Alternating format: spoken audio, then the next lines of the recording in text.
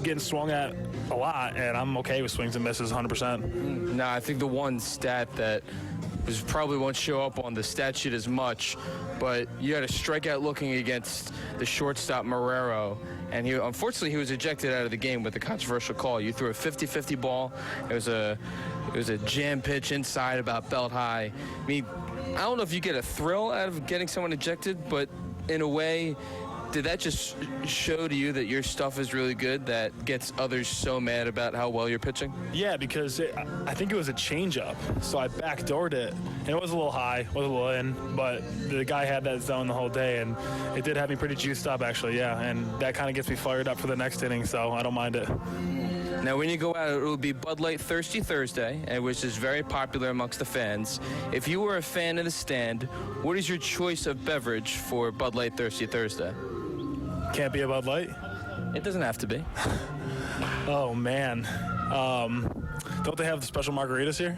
I could do a special margarita, for sure, and a gin and tonic. Okay. Sounds good to me. Unfortunately, can't have that in the broadcast booth, but thank you very much, Jake. I really appreciate it. We'll get back to starting lineups and first pitch. You're listening to Evansville Otters Baseball on 91.5 WUEV.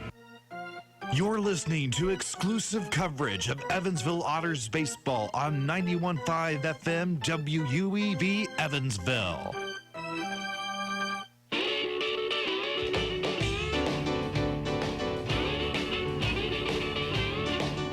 Hi everyone, this is Pat Mitchell-Worley, host of Bill Street Caravan. Join us each Saturday as we bring you the sounds of Memphis, commentary, and music interviews that take you behind the scenes. The show kicks off the All Blues Saturday from 11 a.m. to 6 p.m. right here on 91.5 WUEV.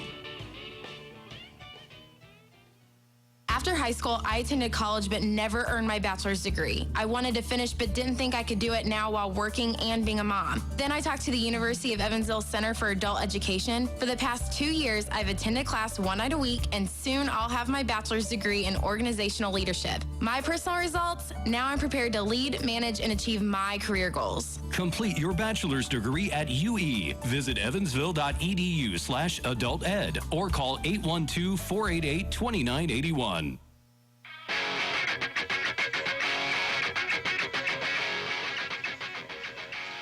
Welcome back to Evansville Otters Baseball, the Otters pregame warm-up right here on 91.5 WUEV and the Otters Digital Network.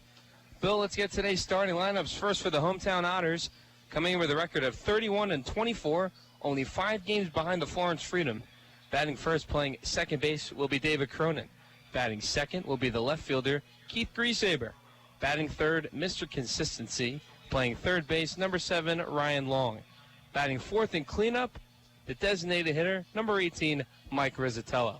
Batting fifth, playing first base for Carlos Castro. He has a minor injury, looks to get back out there when he can. Will be Dakota Phillips, playing first base, batting fifth. Phillips had the 4 RBIs yesterday at very clutch situations, including a 3-run home run in game number 2. Batting sixth will be the catcher today, Rob Calabrese.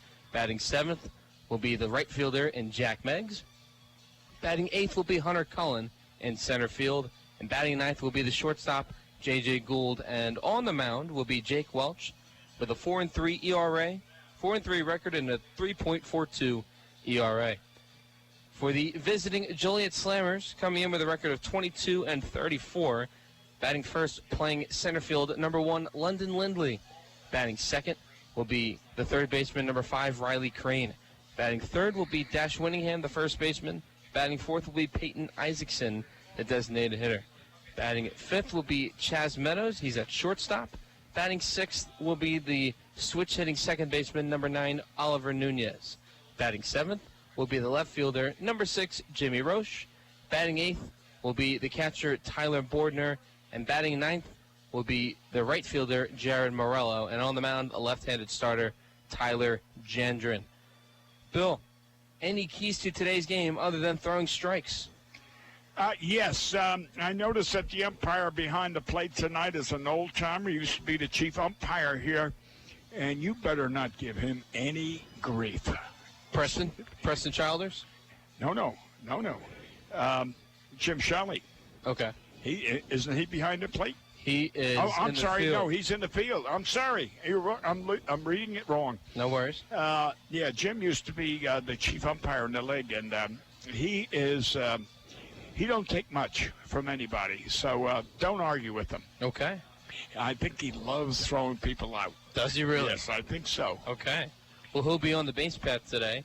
I think the Otters, their offense started to click yesterday, and if Cronin can get things going early, I think that'll lead the rest of the lineup to fall in line. Cronin was able to start things off yesterday with his 2-run home run, and the Otters kept on scoring ever since. We're going to get to the national anthem momentarily, but the Otters are in their home whites today, Bill, and I got to say it's a very classy look. Oh, yes. I tell you what, those Otters, when they wear that white, it's just beautiful. I was talking to Secret Weapon today, and he was telling me about the old uniforms, which I forgot about. They were white with the blue stripes. Oh, okay. And like the old Yankee uniform. Got it. And I forgot all about them, but they were classy. But that's going back about 20 years. Mm-hmm. So... and then the Slammers will be in traditional road gray uniform, so home whites against road grays. That's where it's supposed to be. That's why Mr. Appleby or Doubleday, whatever his name was that invented this game, said.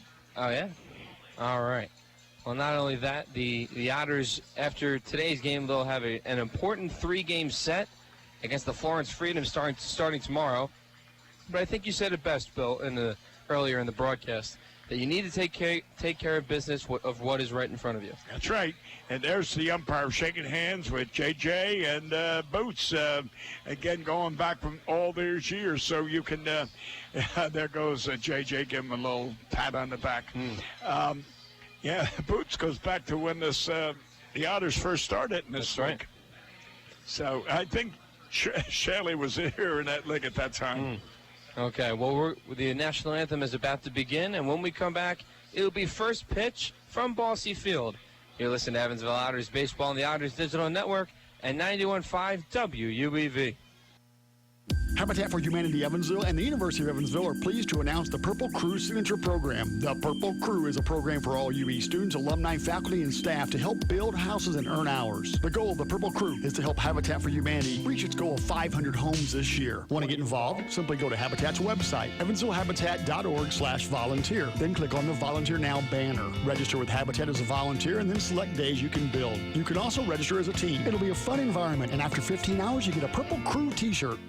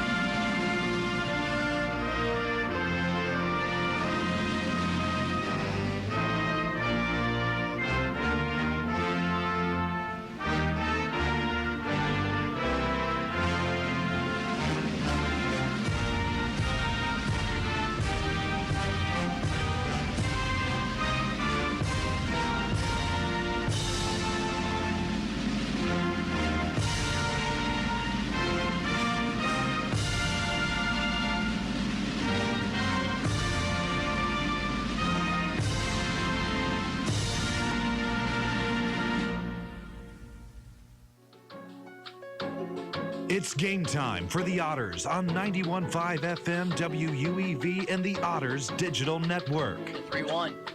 Long. Toward right. Toward the corner. Toward the foul pole and over the wall. Fair. Home run for Ryan Long. First pitch. Cronin crushes it in the air to deep right field. He back flips it and it's way out of here. Don't forget, Otters fans, you can catch every Evansville Otters broadcast on 91.5 FM WUEV online at EvansvilleOtters.com and through the WUEV mobile app. Roxon deals the 2-2 pitch. Fastball called strike 3 on the inside corner. Vail rings up Bissell to end it, and the Otters are going back to the postseason. Now, let's go out to the ballpark for all of the action.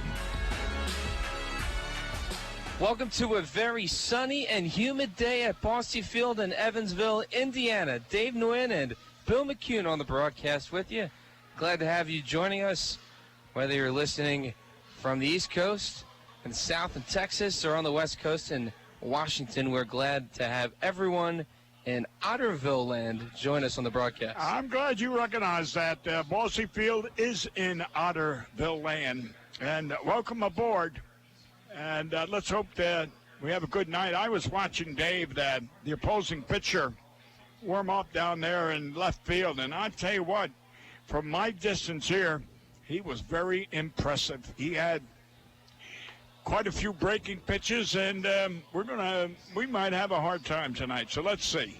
Well, we also got a good pitcher on the mound, and Jake Welch. He has coming off of probably one of his best starts of the season, where he threw 6 2/3 innings, but he tossed 12 strikeouts, including ejecting someone from the opposing team on a called strike 3 on a curveball. Oh, I remember that. Well, the night before, that same batter had a questionable call with the umpire, and then I think he slammed his bat or something. I don't remember, but anyway, I recall that incident. Anyway, here we are. We're about to start this beautiful night's baseball game here in Otterville, Bosse Field. The flag is blowing slightly to left center. And I'm not going to say it blows west, north, east, or west because I don't want Roger coming up here and arguing that. I don't know Navy navigation. I think Roger said that when we were talking to him the last time, when it blows to the left, it's in the north. Well, I'm not going to argue. To the plate will be London Lindley, followed by Riley Crane and Dash Winningham for batters 1, 2, and 3 in the order. First pitch from Jake Welch. Breaking ball for strike 1, and we're underway here at Bosse Field. Good nobbin. As it is German Heritage Night. That's right. Yes. And more importantly, a Bud Light Thirsty Thursday for all the fans here at Bosse Field. The 0-1 will be a broken bat. Chopper over to Welch on the pitcher's mound. Toss over to first and Phillips. That's a quick out number 1. And let me say, that play was sehr gut. So I'm assuming that means it was good? Yeah, sprechen Sie Deutsch, kleine Bissel. Okay, I didn't take German. I took 11 years of Spanish and from first grade to junior year of high school. Well, I didn't take German either, but I spent a few months over there in Germany with the United States Army Occupation Force. Okay. Well, there will be a foul ball from Welch to Riley Crane behind home plate. Moves the count to 0-1. So back-to-back first pitch strikes for Jake Welch in the second batter of the game. Crane hitting .255 on the season. Here's his 0-1. Swing and a miss on a good slider right there from Jake Welch. Moves the count to 0-2. It's a warm, hot day out there, and I see we're still using the scoreboard manually. The next pitch is a breaking ball in the dirt. Count moves to 1-2. 1 out, and I think that's Jordan out there sitting on the deck and operating the scoreboard out there. Jordan, the former broadcaster for the 2016 Otters. A 1-2 pitch is a breaking ball in the dirt, and your guy, Mr. Jim Shaley, says that Crane did not appeal. Yeah, you know, I thought that was Jordan going out there, and I just didn't believe it. But now I see you're right. You got good eyes. I try. The 2-2 be a ball outside. That pitch kind of got away from Jake Welch. Count now full to Riley Crane, who was 1 for 5 yesterday in both games. Welch will get set on the mound. The righty fires the payoff pitch. Be a ground ball to Phillips at first. He'll touch the bag himself for out number 2.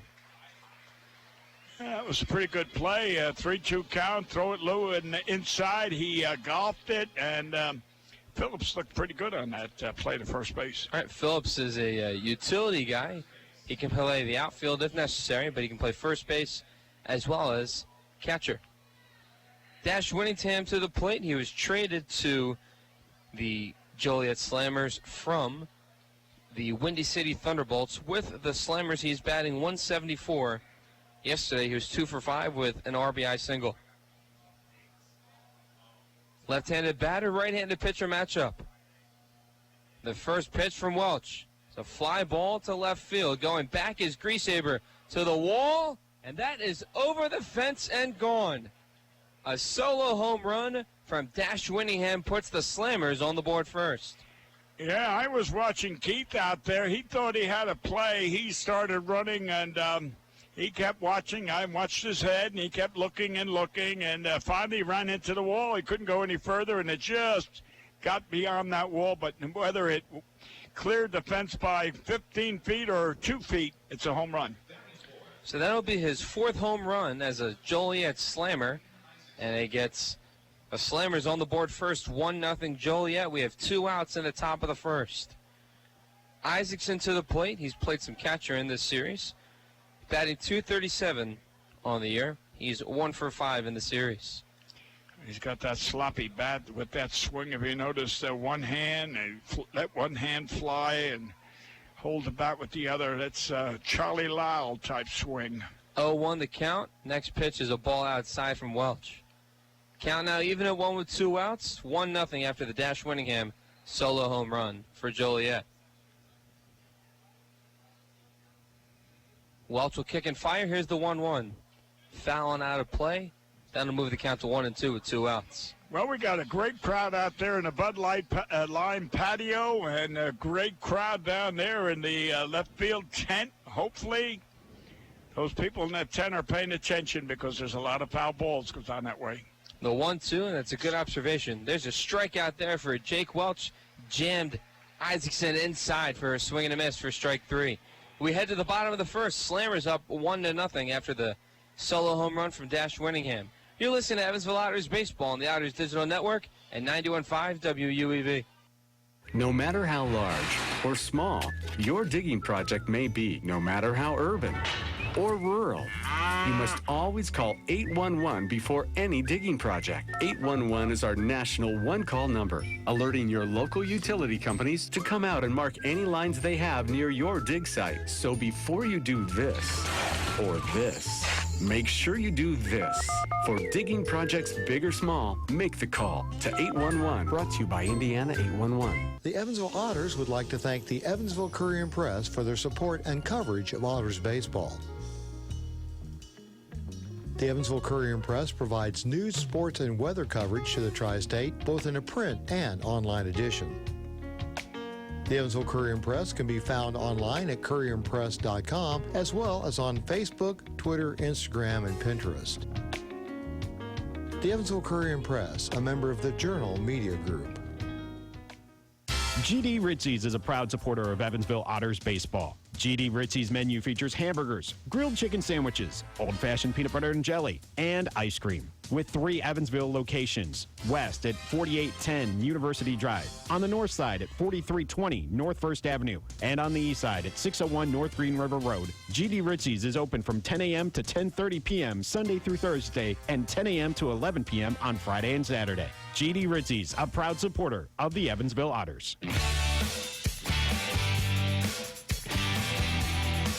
Welcome back to Evansville Otters Baseball. Dave Nguyen and Bill McCune on the call. Otters down 1-0. We're in the bottom of the first. Dash Winningham hit a solo home run to get things started for the Slammers. Batting at 1, 2, 3 for the Otters will be David Cronin, Keith Griesaber, and Ryan Long. On the mound for the Slammers will be the left-hander Tyler Jandren, who has pitched against these Otters before. He went 7 innings, allowing 3 runs on 5 hits. Unfortunately, he lost because Randy Wynn was on the mound, and Randy went 8 1/3 innings, only allowed 1 run on 6 hits. Yeah, 7 innings on 5 hits, that's not bad. But again, when you ran up against Randy, it's like running up against a brick wall. So yes, it is. We'll check on how our guys in the minor leagues are doing later on in the broadcast. I'm sure you, as well as everyone else, will want to know how they're doing. I certainly do. They were a lot of good players. First pitch to Cronin, ground ball to Winningham. He can't field it cleanly, and Cronin gets there safely. E3, I heard. It'll be ruled an error on Winningham, and the Otters will take advantage of the opportunity. To the plate now is Keith Griesaber. Cronin getting on base to begin the game is an important note to keep. Oh, yeah. It must have went in the heel of his glove because, my God, that ball, when it left his arm or hand, it must have traveled at least 25 feet. And so, therefore, it had to hit the heel of the glove. Keith Griesaber to the plate. He was 4 for 6 in both games yesterday. He had 4 singles, scored 2 runs, as well as a walk. Now, do I notice something different with Keith, or is it I'm noticing it for the first time? I think new bat. No. Foul ball down the first base line. Counted 0-1. Wearing his socks, the pants are up by the kneecap. That's a Ty Cobb style pant folder. Well, I think it's rather noticeable right now. I think he'll probably put it up maybe shin high, but knee high, I think that's a first. Okay, yeah, because it looks, the minute I saw it, I thought of Ty Cobb. Oh, I heard he was a little dirty, right? Ty Cobb was one of the all-time great ball players of baseball, but his ways of accomplishing his goals were questionable. Okay. Although I didn't know him, I only knew people that played with him that told me those things. Got it. The 0-1 to Griesaber is a call strike, knee high, low and away. To move the count to 0-2, no outs. Cronin, first batter of the inning, reached on an error by Dash Winningham. Yeah, it's see if Cronin. I mean, we're in the beginning of the game. I would test this catcher's arm. The lefty Jandrin fires. The next pitch is low and away for a ball. He turned that ball over. He was doing that when he was warming up down there. He had several pitches, a tremendous curveball, but he turned the ball over and he had a sinker. And we haven't seen much of it so far. Of course, it's only second batter. 1-2 the count. Cronin on first. The pitch to Griesaber. Swing and a miss. That was a heater right there for out number 1. Yeah. Ryan Long to the plate. Between both games yesterday, he was 1 for 6 with an RBI double as well as a sac fly. I'll tell you, Ryan's going to come out of this slump that he's got. He's going to open up these games and push the Otters back up into first place. Home run would be pretty nice right here, right? Great, yep. Lefty-lefty matchup. Jandrin, the pitcher, throws over to first. That leg, it's got to be on a 45-degree angle. That looked like it went a little beyond 50. Well, yesterday in Game 2, Anthony Arias balked for the Otters, which had you here for the commentary. There's a foul ball down the third base line. It'll drift foul. Count at 0-1. We haven't seen many balks in this league this year. At least I haven't seen it in Bossy Field. Many balks. I don't know, whether they umpires aren't calling them or they got blinders on. I don't know. 0-1 the count, 1 out. Throw over to first again. Winningham applies the tag, but he's not there in time. Cronin can be a threat on the base path. Dave has 12 stolen bases on the season. The 0-1 pitch to Long. Swing and a miss. He's still got that sloppy swing, if I may call it. And I'm sorry, Ryan's parents out there in Crandall, Texas, but he's got that uppercut halfway swing, and then he uppercuts it. 0-2 the count. Cronin goes. Is a bang-bang play. Strikeout to Long and a 2-6 putout. Cronin thrown out at second base. So a 1-2-3 inning for Tyler Jandren. We are through one. Top of the second we go on the Otters Digital Network and 91.5 WUEV. Heritage Federal Credit Union has 7 full-service branches in both Evansville and Newburgh, serving more than 38,000 members. Membership is open to anyone who lives, works, worships, or attends school in Vanderburgh or Warwick County. Heritage Federal Credit Union offers mortgage and consumer loans, checking and savings accounts, as well as online banking for members. Heritage Federal Credit Union can be reached toll-free by phone at 1-800-858-1693. It can also be found online at hu.info. Free music, ticket giveaways, artist interviews, and jazz that cooks the blues away. The sounds are perking hot in the Jazz Cafe. I'm Paul Mattingly. I bring all that is jazz and focus on some of the best in area music and culture. Tune into the Jazz Cafe every Friday from 3 until 6 p.m. If online music is your obsession, catch us at WUEV.org. 91.5 UEV is your only place for jazz in the tri-state. The Hoosier Lottery began selling lottery tickets on October 13, 1989. Since then, the Hoosier Lottery has offered hundreds of different games, awarded prizes to millions of players, and given billions of dollars to the state of Indiana. The Hoosier Lottery's mission is to responsibly provide innovative and entertaining lottery games for the benefit of the citizens of Indiana. To learn more about the Hoosier Lottery, visit them online at HoosierLottery.com. The Hoosier Lottery, a proud supporter of Evansville Otters baseball.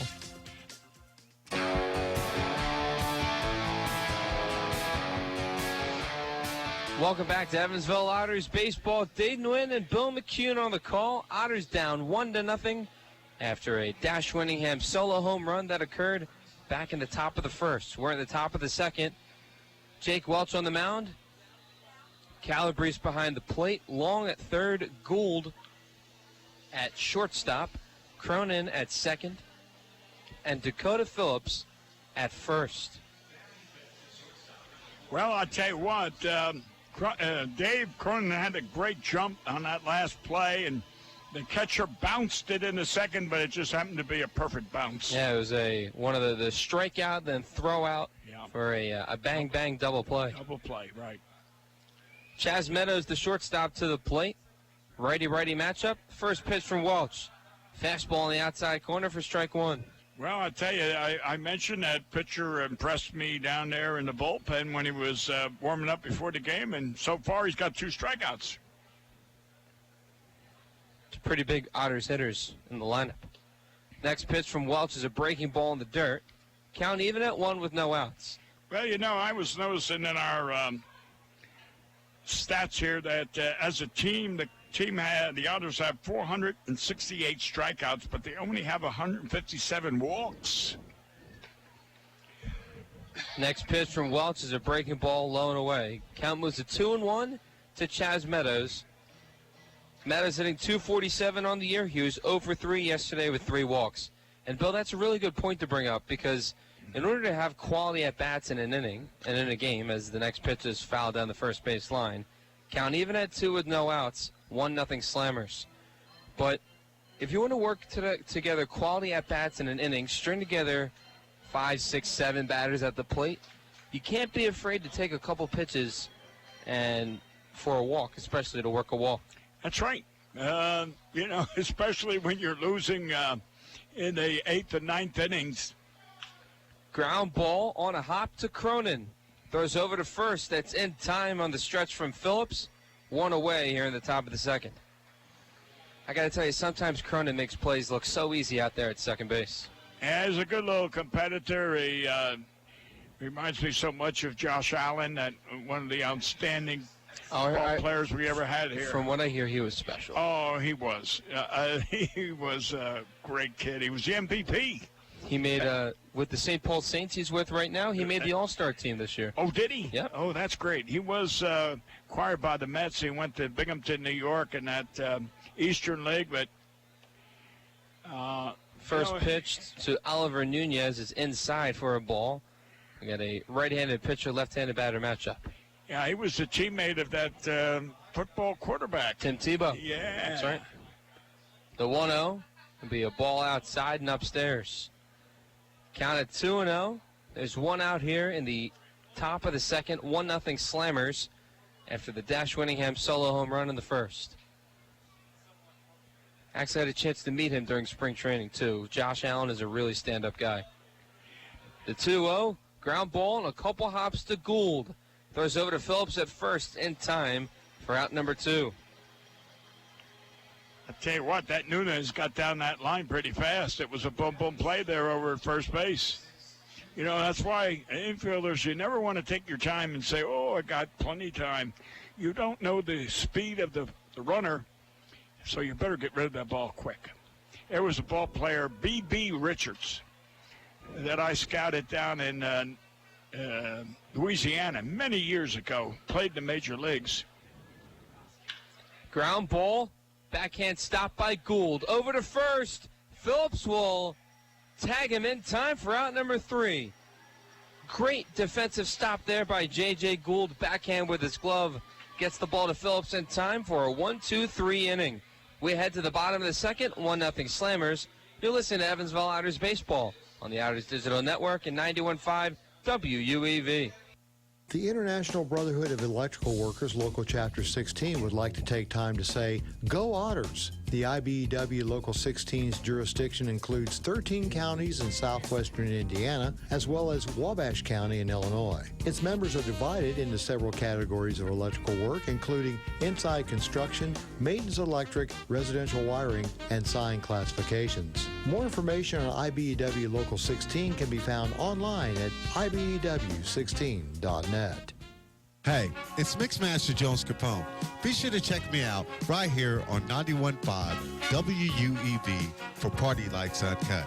Party Lights Uncut is the premier and longest-running hip-hop and R&B show in the tri-state. Every Friday and Saturday night, midnight to 2, Party Lights Uncut plays the best in contemporary hip-hop and R&B from today's top artists. So be sure to tune in right here on 91.5 WUEV. Party Lights Uncut.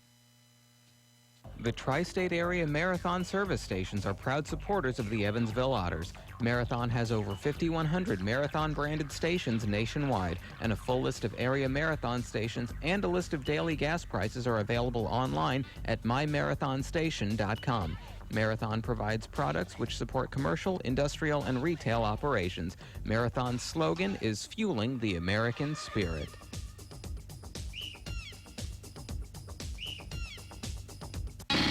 You're listening to exclusive coverage of Evansville Otters baseball on 91.5 FM WUEV Evansville.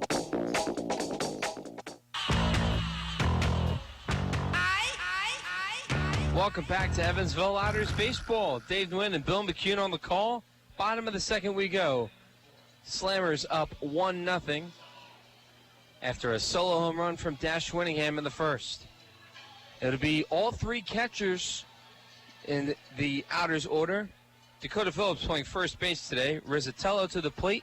He's the DH. In the hole will be Calabrese, who's performing the duties behind the plate.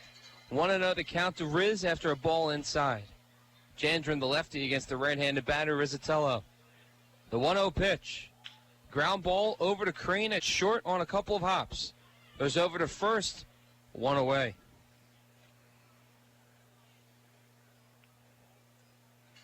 To the plate now is Dakota Phillips, who was 3 for 5 yesterday. He was 1 for 3 in game number 1. He ripped a double down the first base line, maybe 10 inches or 10 feet, 10 feet from the first base line, rolled all the way to the wall in right field. Then he had a 3-run home run last night in game 2. He had a bloop RBI single to give the Otters an insurance run. And he was also responsible for the first run of the game when he hit a hard ground ball to Chaz Meadows at shortstop with the bases loaded. Meadows couldn't get the ball out of his glove in time. Cronin scored easily. It was ruled an error, but he was responsible for 5 of the 6 runs in last night's Game 2 victory. He has an 0-1 count, and the next pitch to Phillips is a ball outside. Lefty-lefty matchup, count even at 1 with 1 out. And he's got the power because I remember 2 of his home runs were over that dead center 400-foot fence. The 1-1 swing and a miss on a breaking ball from Jandren. Count moves to 1-2, and the pitch yesterday, or where it landed, I should say, for the home run in last night's Game 2 was over the Budweiser sign in left center field at least 385 feet. Yeah. The 1-2 pitch to Phillips is a breaking ball outside. Count even at 2. Seemed that Jandren had sidearm motion on the past couple of pitches he threw. Yes, he did that down there in the bullpen as well. He's 3/4, but sometimes drops lower. 2-2, swing and a miss, and that's strike 3. Looked like a slider that bit for out number 2. Yeah. We'll bring up Rob Calabrese. He played in Game 1 of yesterday's doubleheader. He was 0 for 3 yesterday. You know, you were mentioning all 3 catchers are in tonight's lineup. And if you look, it's ironic. Rizzo, Phillips, Calabrese, the 3 catchers are batting. Right. 1, 2, 3. You don't see that very often. And in the meat of the lineup, too. Yeah. 4, 5, and 6. Here's Calabrese. First pitch to him was a called strike right near the heart of the plate. Count at 0-1. Rob is batting .277 on the year, the all-star catcher for the Otters. Played for the Augusta Green Jackets last year. You see that pitch there? That's a slider there. He breaks it over for his 2 strikes. This guy has got pretty good stuff. 0-2 the count. Jandren, one of the better pitchers for the Joliet Slammers. The 0-2 pitch with 2 outs. Now there was either a fork ball or what, I don't know, but did you see that thing sink? That was coming in low to begin with, and it just dropped. The bucket just dropped. Might be a sinker. I don't know if people know how to throw a fork ball these days. Yeah, they don't hear much about it. That's true. The 1-2 outside for a ball. Now, what that pitch was, I don't know. I think it just got away from him. It might have been a breaking pitch. It just didn't break. You're right. One of the great fork bowlers was Roger Clemens. The 2-2 with 2 outs is another breaking ball in the dirt. Count at 3-2, 2 outs. Otters down 1-0 after the solo home run from Dash Winningham in the first. The payoff pitch, swing and a miss. Another 1-2-3 inning for Tyler Jandren. Also, the 4th strikeout, 2 innings, 4 strikeouts, 4 out of the 6 are strikeouts. We head to the top of the 3rd, 1-0 Slammers. You're listening to Evansville Otters Baseball on the Otters Digital Network and 91.5 WUEV. This Evansville Otters broadcast is made possible through support from New Image Travel. New Image Travel provides motor coach charter service to the United States and Canada with pickup within a 150-mile radius of Evansville. A full list of New Image Travel's offerings can be found online at newimagecharter.com. New Image Travel can be reached toll-free at 1-800-432-6213. New Image Travel, a proud supporter of Evansville Otters baseball. The University of Evansville bookstore, located on the 1st floor of UE's Ridgeway Center, is your one-stop shop for University of Evansville apparel and gifts. The bookstore features various UE items, including clothing from Nike, J America, and Cotton Exchange. The bookstore is open Monday through Thursday, 8 a.m. to 6 p.m., Friday, 8 a.m. to 4:30, and Saturday, 10 to 2. Parking is available on Walnut Street and in UE's H-Lot. The UE bookstore can also be found on the web at evansville.bkstr.com. The University of Evansville bookstore. The Tin Fish Restaurant is located at 707 State Street in Newburgh, Indiana. Independently owned and operated, the Tin Fish menu featured salads and sandwiches, as well as seafood platters and combos and seafood burritos, tacos, and burgers. The Tin Fish Restaurant is open 7 days a week from 11 a.m. to 8 p.m. They can be reached by phone at 812-490-7000. Visit them online at tinfishnewburgh.com. The Tin Fish Restaurant, a proud supporter of Evansville Otters baseball.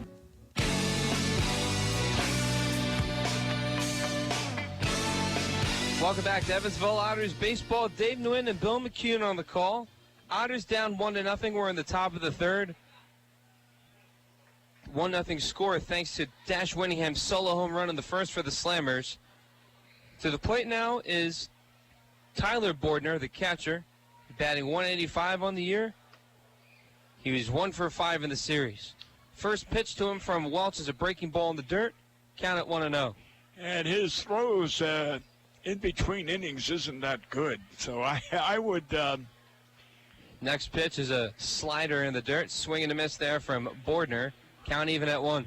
If I had runners on with the score 1-0, yes, I would challenge his throws. Even though he threw Cronin out on a bad throw, I'd challenge him.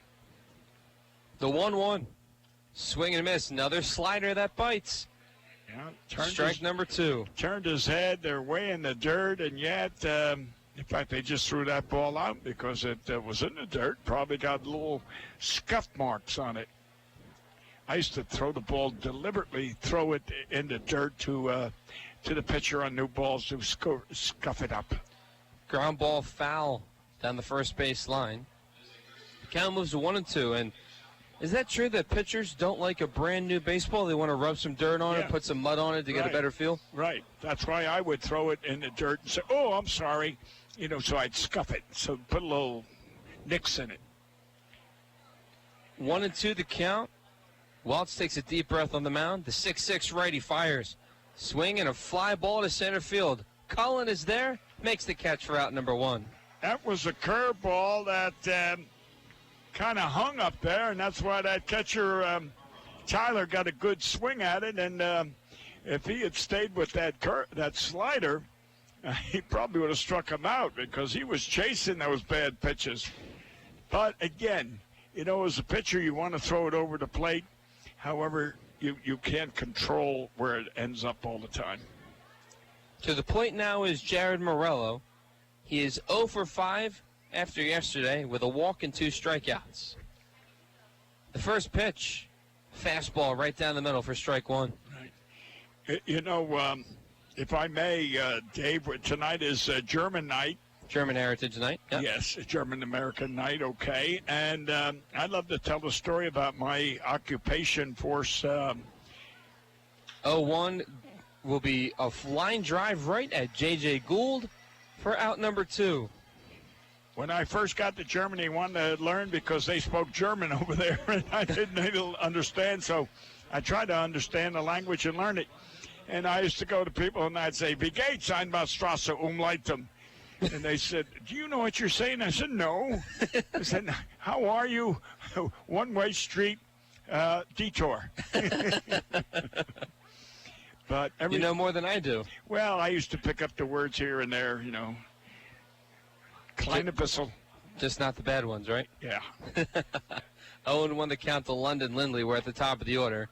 Next pitch from Welch is a called strike on the inside corner. We got a left-handed, righty matchup, excuse me. 0-2 the count with 2 outs. Top of the third, 1-0 Slammers. Welch trying to get out of the inning unharmed. The 0-2. Ooh, that was close. Yeah. Curveball right there. 50-50 ball near the outside part of the right-hand part of the plate. We have a 1-2 count as that pitch was about belt high. Waltz takes a deep breath on the mound from the right side of the rubber. The 1-2. Be a slider in the dirt. Count now even at 2 as Lindley doesn't fall for the slider. Yeah. Now, if you were over there, you respected the Germans. They were very, very smart and very...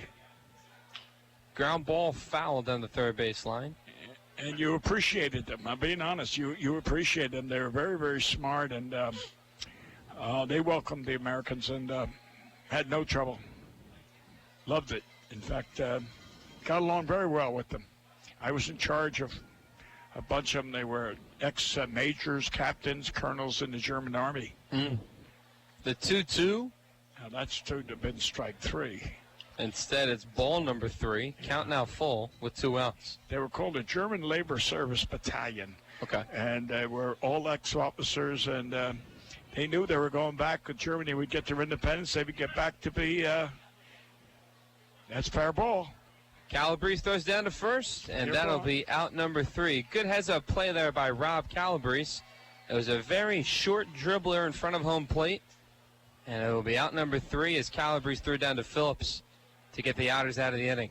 We head to the bottom of the third. 1-0 Slammers the score on the Otters Digital Network and 91.5 WUEV. Why Old National Bank? Old National Bank began in 1834 with just one room and a passion for helping people prosper. Today, we are honored and grateful to be the financial partner for so many businesses, families, and individuals like you. From our commitment to safety and security to our promise of service that will exceed your expectations, we want to be your bank for life. Old National Bank, member FDIC. Investing in your education is one of the smartest things you can do for yourself. The job market is really competitive right now. University of Evansville is a very prestigious university. I was really nervous at the beginning, going back to school after 18 years. This is the most doable thing. It's one night a week. It's an excellent program. You learn a lot about yourself. Earning my degree at U of E has made a huge impact in my life. Make an impact on your career today. Visit evansville.edu/adult education.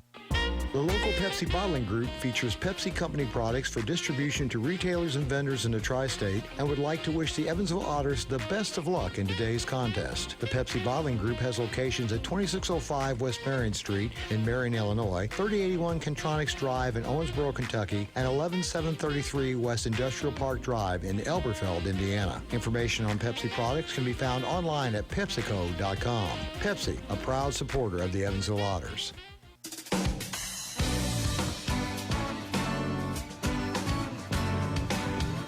Welcome back to Evansville Otters baseball. Dave Nguyen and Bill McCune on the call. Otters down 1-0 in the bottom of the third.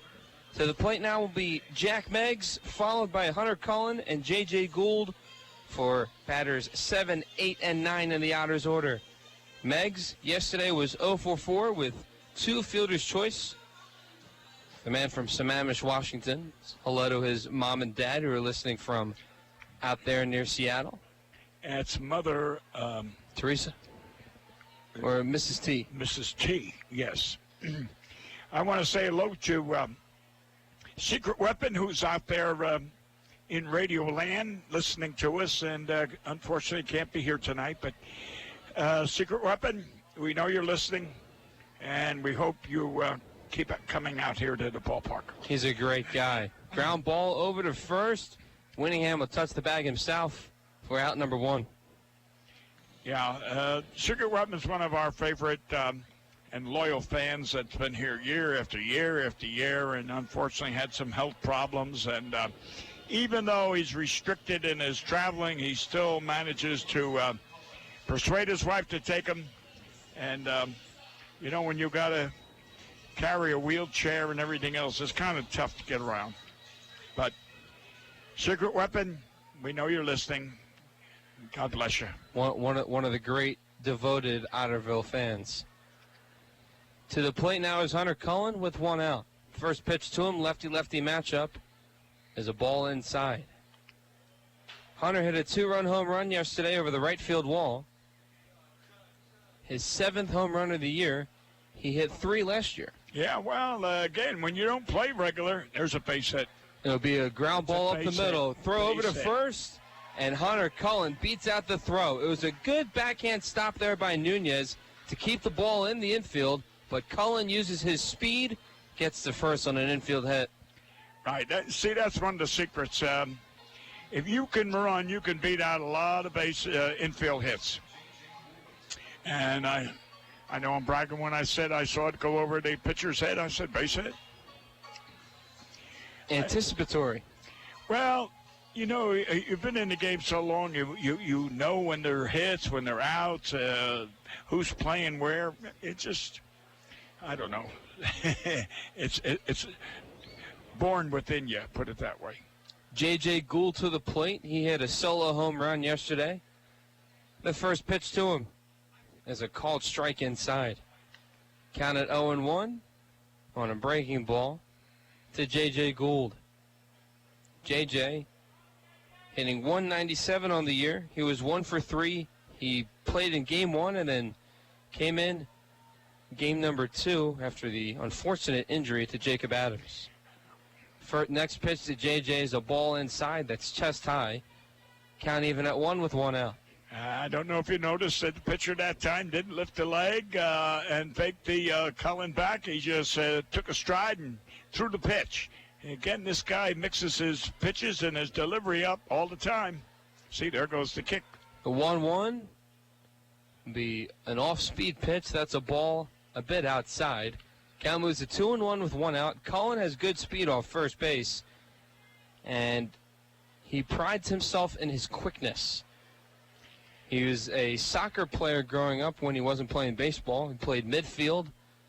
Midfield meaning he had to run back and forth throughout the soccer field. The 2-1 pitch is a breaking ball outside. Count moves to 3-1, and the catcher in Bordner stood up and attempted to try to throw down to first base. He eventually did not do it, but wanted to test the waters for Hunter Cullen. Well, this is a good batter's pitch right here. See what it is and whether he's running. The 3-1 is a ball outside for ball 4. So now we have 1 out and runners on first and second, and the spark plug of the club is now batting, Mr. Dave Cronin. Better known as Big Dave. Big D? Big Dave. Big Dave. Oh, okay. Yeah. Yeah, but Big Dave belongs to Texas. Okay. Yeah, Dallas. Okay. Hey, wait a minute. How was it now? I know. Oh my God. My granddaughters were in town last weekend, and we were in Hawaii together, and I had the wrong Hawaiian sign. Oh my goodness. Oh, the hang loose sign? Yes. Yeah. Right. Okay. Cronin with runners on first and second to the plate. He reached on an error back in the first. We're in the bottom of the third. 1-0 Slammers. First pitch to Cronin on the lefty-lefty matchups is in there for a strike from Jandren. Count at 0-1. Second time Jandren is facing the Otters this season. And how did he do in the first game? He lost 3 runs on 5 hits It's and 7 innings. And lost to Randy. Yes. There you go. You still got it, Bill. I know it. I remember everything. The 0-1. The pop-up in the infield. Going back is Meadows, the shortstop, and shallow left. He makes the catch for out number 2. Okay, it's up to Keith now. Keith struck out the last time on a wicked breaking pitch, if you remember. Keith batting .285 on the year. He had 4 hits yesterday. All of them were singles. I tell you what, he went from an infielder to an outfielder, and he's doing a pretty good job. When you consider what he looked like, I wasn't too, what would you say, fond of him in the outfield. But again, he's doing a good job. The first pitch to Keith is a ball outside. Count at 1-0. But I think after the departure of Taylor Lane, Andy McCauley, the Otters manager, knew that Keith's bat was important in the lineup. Why not try him out in the outfield? Yeah. He has decent speed, and I think he's done a really good job. Yeah, I do too. He might strike out a few times, but he still puts the ball in play. 1-0, swing and a drive. That's going to drop for a base hit in right center field. Rounding third and scoring is Hunter Cullen. Rounding third now is J.J. Gould. No throw to the plate. A 2-run RBI double for Keith Griesaber, extending his hit streak to 13 games. It's 2-1 Otters. I watched Andy, the right fielder, pick that ball up, and Andy was waving the runner on, And I thought, my God, he's going to get thrown out by 20 feet at home plate. And somehow the right fielder's throw, it just died. It just about reached the first baseman. Andy knew better than what was going on, so good call. Manager Andy McCullough. Not only was that a clutch hit, but it also came with 2 outs. Oh, yeah. Ryan Long to the plate. Keith Griesaber at second. 2-1 Otters after the big smack from Keith Griesaber in right center field. Oh, this would be nice if Mr. Long could just put one in that Bud Light patio. Out in right center. Yeah, it's pretty packed right there. Yeah, I know it. Get a good full swing in. 1-0 is another breaking ball in the dirt. Gets behind Bordner, the catcher. A wild pitch. Trotting over to third is Keith Griesaber. You know, earlier tonight, Dave, and you're aware of it, but the fans aren't. I was interviewed by some people out there in San Diego. That's right. And one of the things I was telling them, because they wanted to know different things, and I said, you look at home plate right now, and 60 years ago, home plate was in between home plate and the pitcher's mound now. I needed a taxi to go get a pass ball. The 2-0 pitch to Long will be a foul ball off what appears to be the left foot of Ryan Long. Count moves to 2-1. He's still got that terrible swing. He's got to get that at home run swing or a good, extra base swing in. Nice level all the way. 2 hands, follow through. Keith Griesaber at third. He now gives the Otters the lead 2-1. Next pitch is a breaking ball. There might be a play at the plate. Griesaber goes home, and he is tagged out by the pitcher, Jandrin. Okay, give the pitcher credit for rushing off that mound to get that ball. So a unassisted tag out at home plate. The Otters retake the lead at 2-1. We head to the fourth. You listen to Evansville Otters baseball on 91.5 WUEV and the Otters Digital Network. The Evansville Otters would like to thank Sinorama Evansville for their support this season. Sinorama Evansville is a multi-application supplier of custom-made signs, banners, and decals in the tri-state. Located at 1300 North Royal Avenue in Evansville, Sinorama is open 8 a.m. to 5 p.m. Monday through Friday. They can be reached by phone at 812-477-7763 and can be found online at sinorama.com/in-Evansville. Sinorama Evansville, a proud supporter of Evansville Otters baseball. The University of Evansville's Department of Creative Writing is one of the few schools in the country to offer a Bachelor of Fine Arts in Creative Writing. Award-winning and widely published faculty teach in genre fiction, humor writing, digital media, screenwriting, creative nonfiction, and contemporary poetry. Students edit nationally and internationally recognized publications such as the Evansville Review and Measure. This hands-on experience with professional writers, editors, and publishers prepares students for graduate school or careers as editors and publishers. Visit creativewriting.evansville.edu for more information. Since 1994, Slays Restoration has been assisting tri-state residents clean up and restore their properties after disasters of all kinds. Located at 2121 Cotter Avenue in Evansville, Slays Restoration offers assistance for water damage, fire and smoke damage, mold and biohazard mitigation, complete reconstruction, and much more. Slays Restoration can be reached toll-free 24 hours a day at 1-888-776-8555. It can also be found online at slaysrestoration.com.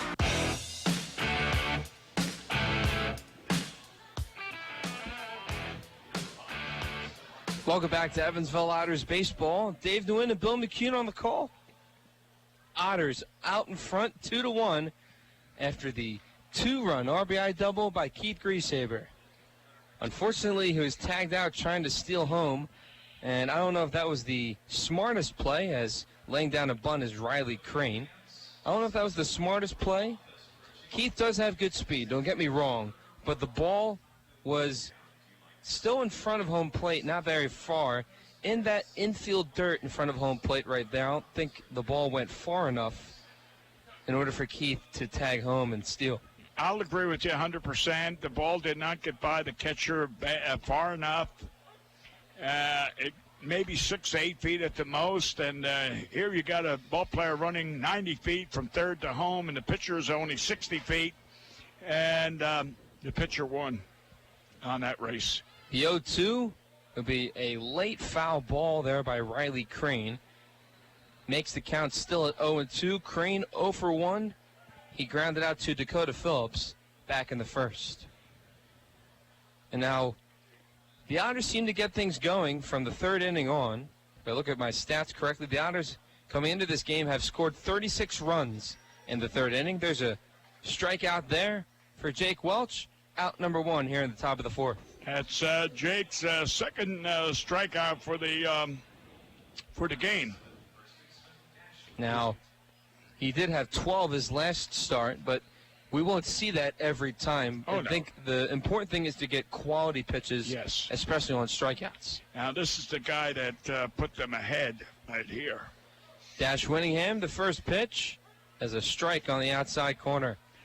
Now, he's a left-hand batter, but he hit one over the left field wall. So I'd say pitch him inside. 0-1, Calabrese sets up inside. It's a foul ball behind home plate. And that's exactly where he threw that ball, and he handcuffed him. And that's what you got to do, handcuff him. So 0-2 the count. The first pitch was a breaking ball outside for a strike. Next pitch was a foul ball inside. Calabrese sets up inside. It's a breaking ball in the dirt. Count now at 1-2. That was a good pitch. One with the slider. Yeah, and in the right location. It's just that the dash didn't go after it. 1-2 the count. Welch, the 6'6" right-hander from the right side of the rubber. Calabrese will set up inside once more, the 1-2. Strike. Ooh! And that would be a breaking ball that tailed at the end, looked like a two-seam fastball that went tail to the outside part of the plate. Count now even at 2. I thought that was strike 3, to be honest. But the 2-2 will be a foul ball behind the plate. Count remains even at 2. We'll head to the 5th pitch of the at-bat. We've got to come back inside. Give him that pitch that left-handers love, low, inside, down by the ankles. Let him golf for strike 3. Entering the 6th pitch of the at-bat, the 2-2. Breaking ball in the dirt. Went with the slider once more. Winningham holds his bat off. Right. It's now a full count with 1 out. Otters up 2-1. We're here in the top of the 4th. Winningham responsible for the only run by the Slammers. A solo home run back in the 1st. Man who is acquired in a trade from the Windy City Thunderbolts to the Slammers. The payoff pitch. Swing and a drive. Deep right center field. Going back is Cullen. And he'll make the catch at the warning track for out number 2. That ball was at least 390 feet in the ballpark. He just hit it to dead center. I tell you what, this guy shows me some power. When you can go the opposite field and put it over the fence, that's power. But when you hit it, like you said, 390 feet, hey, you better watch how you throw to this guy. So he hit his 10th home run of the year. That's ahead of Ryan Long and Carlos Castro. Oh, really? Oh, so he's the, okay, we got to break his bats and be, overnight. 2 away in the top of the 4th. The designated hitter, Isaacson, will ground this ball foul down the first base line. Count at 0-1. We got a right-handed pitcher, left-handed batter matchup. Isaacson batting .237 on the year. He struck out to end the first. Welch, 32 strikes, 15 balls. The next pitch. Swing and a miss. Got him on a heater. That high fastball that was up and away. Count at 0-2. Yep, come back with that same pitch. Come back with the same pitch. That or throw the slider. It's been effective so far today. Well, that's true, either one, but I'm going to go high. You're right, Bill. It's a high fastball outside. The barrel of the bat by Isaacson gets a piece of the baseball. It's fouled behind home plate. Count remains at 0-2. Come back with the same pitch. When you make someone look like a fool, just keep throwing in the same location. To make you look smart. That's right. Until you get smart. The 0-2. The ground ball on the first base line. That pitch was inside. Yeah, that was his slider, I think, inside. You're right. A lot of pitchers And catchers, they think, well, we'll go high, then we'll go low, we'll go inside, we'll go outside. Well, that's good to think of that way, but 0-2, swing and a miss. There's the slider right there for strike number 3, out number 3. Another 1-2-3 inning for Jake Welch. We head to the bottom of the 4th. Otters up 2-1 on the Otters Digital Network and 91.5 WUEV. SRG Global, a Guardian company, would like to wish the Evansville Otters the best of luck in today's contest. Founded in 1932, SRG Global is one of the world's largest manufacturers of chrome-plated plastic parts for the automotive, commercial truck, and household appliance industry. Located locally at 601 North Congress Avenue in Evansville, SRG Global can be found online at srgglobal.com. They can also be reached in Evansville by phone at 812-477-6151. Does your business need rebranding? Are you worried you aren't reaching your target audience? Well, look no further. The University of Evansville is proud to announce Embrace, a new student-run marketing and communication agency. Embrace provides clients with thorough industry research, brand development strategies, and the creation of a wide range of materials and media. Visit www.embracemarcom.com to learn more. That's www.embracemarcom.com. Embrace your full potential today. Injuries are inevitable. It doesn't matter if you're playing baseball, walking the dog, or falling from a ladder. Injuries happen. When they do, Tri-State Orthopedics offers treatment for sprains, strains, and fractures by medical specialists. Tri-State Orthopedics is located at 225 Cross Lake Drive in Evansville, just north of the Lloyd and I-164. Tri-State Orthopedics can be reached by phone at 812-477-1558. Its urgent care line is 812-474-OUCH. Tri-State Orthopedics, a proud supporter of Evansville Otters baseball. 1-0, swing and a drive. That's going to drop for a base hit in right center field. Rounding third and scoring is Hunter Cullen. Rounding third now is J.J. Gould. No throw to the plate. A 2-run RBI double for Keith Griesaber, extending his hit streak to 13 games. It's 2-1 Otters.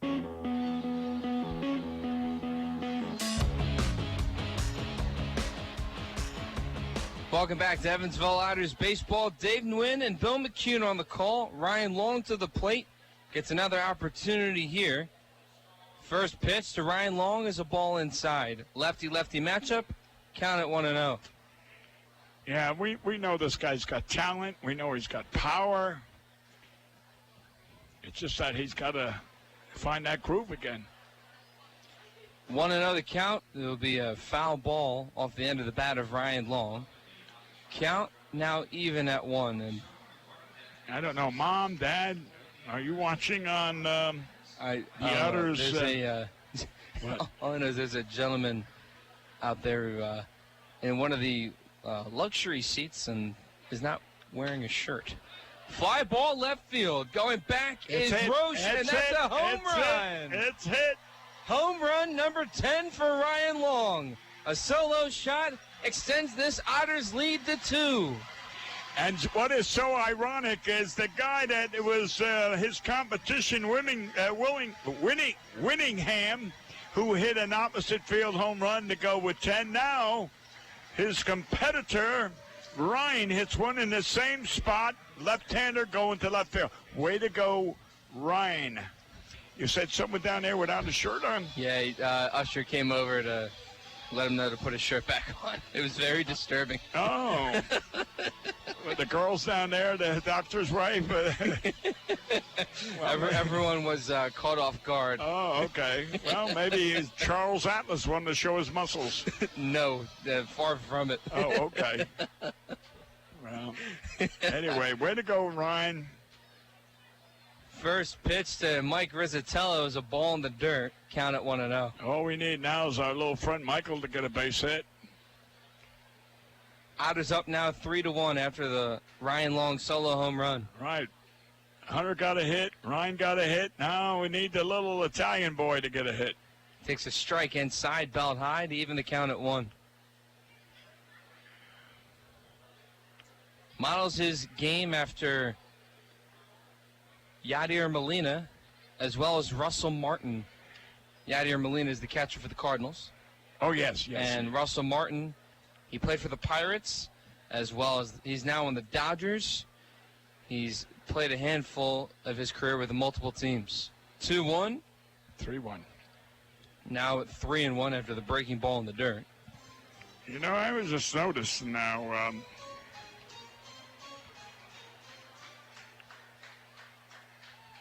3-1 to count to Riz. Jandrin kicks and fires the pitch. Ball 4 as it was up and away outside. So Long leads off the inning with a home run. Rizzatello follows with a walk. Yeah, that's Mike's 12th walk. That's not bad. He's got pretty good eye. Leads the team in batting average at .312. Yep. Granted, he hasn't played as many games right. as the other Otters. Riz overcame an injury that happened after the first weekend series.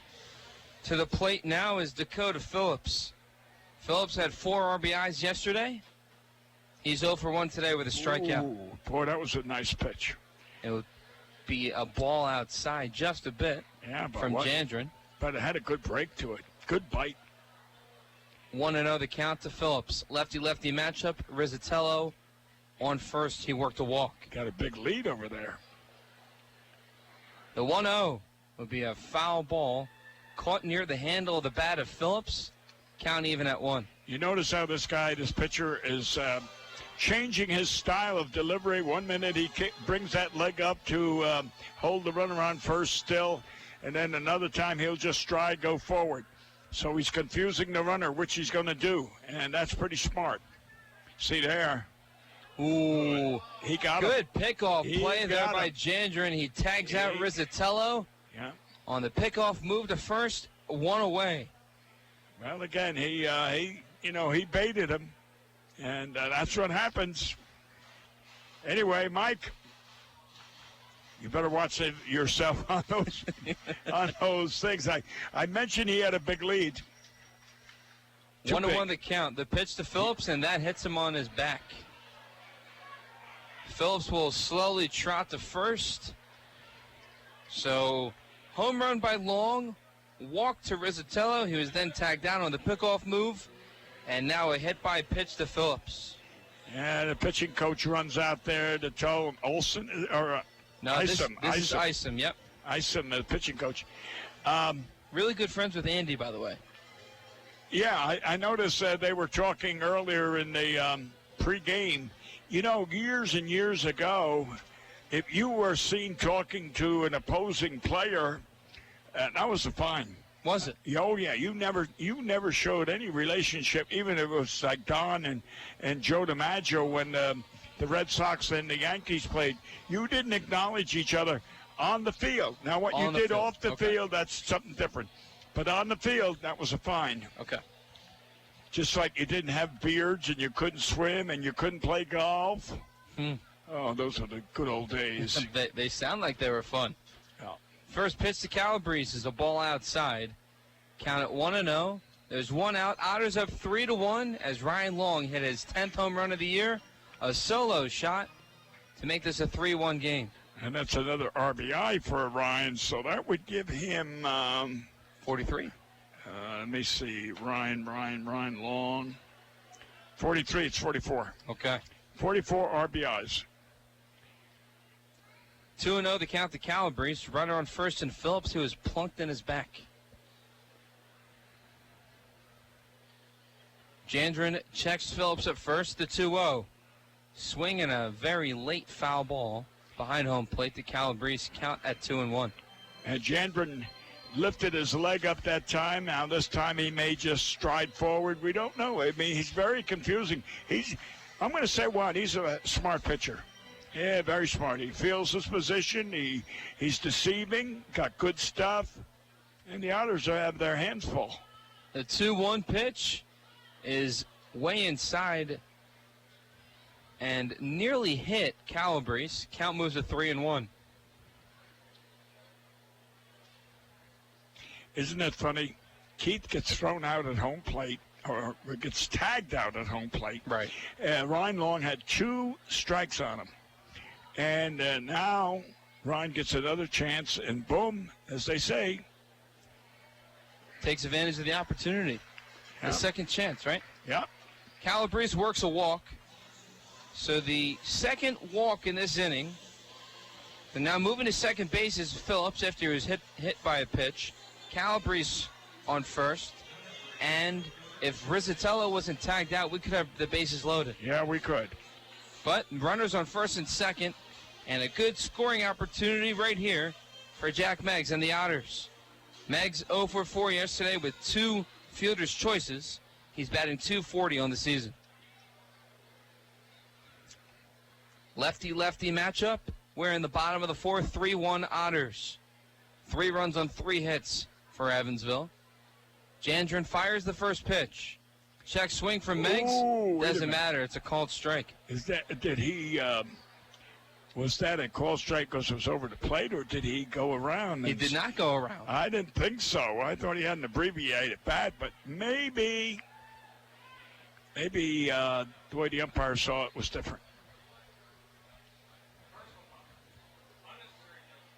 0-1 the pitch. Ground ball to the pitcher, Jandren.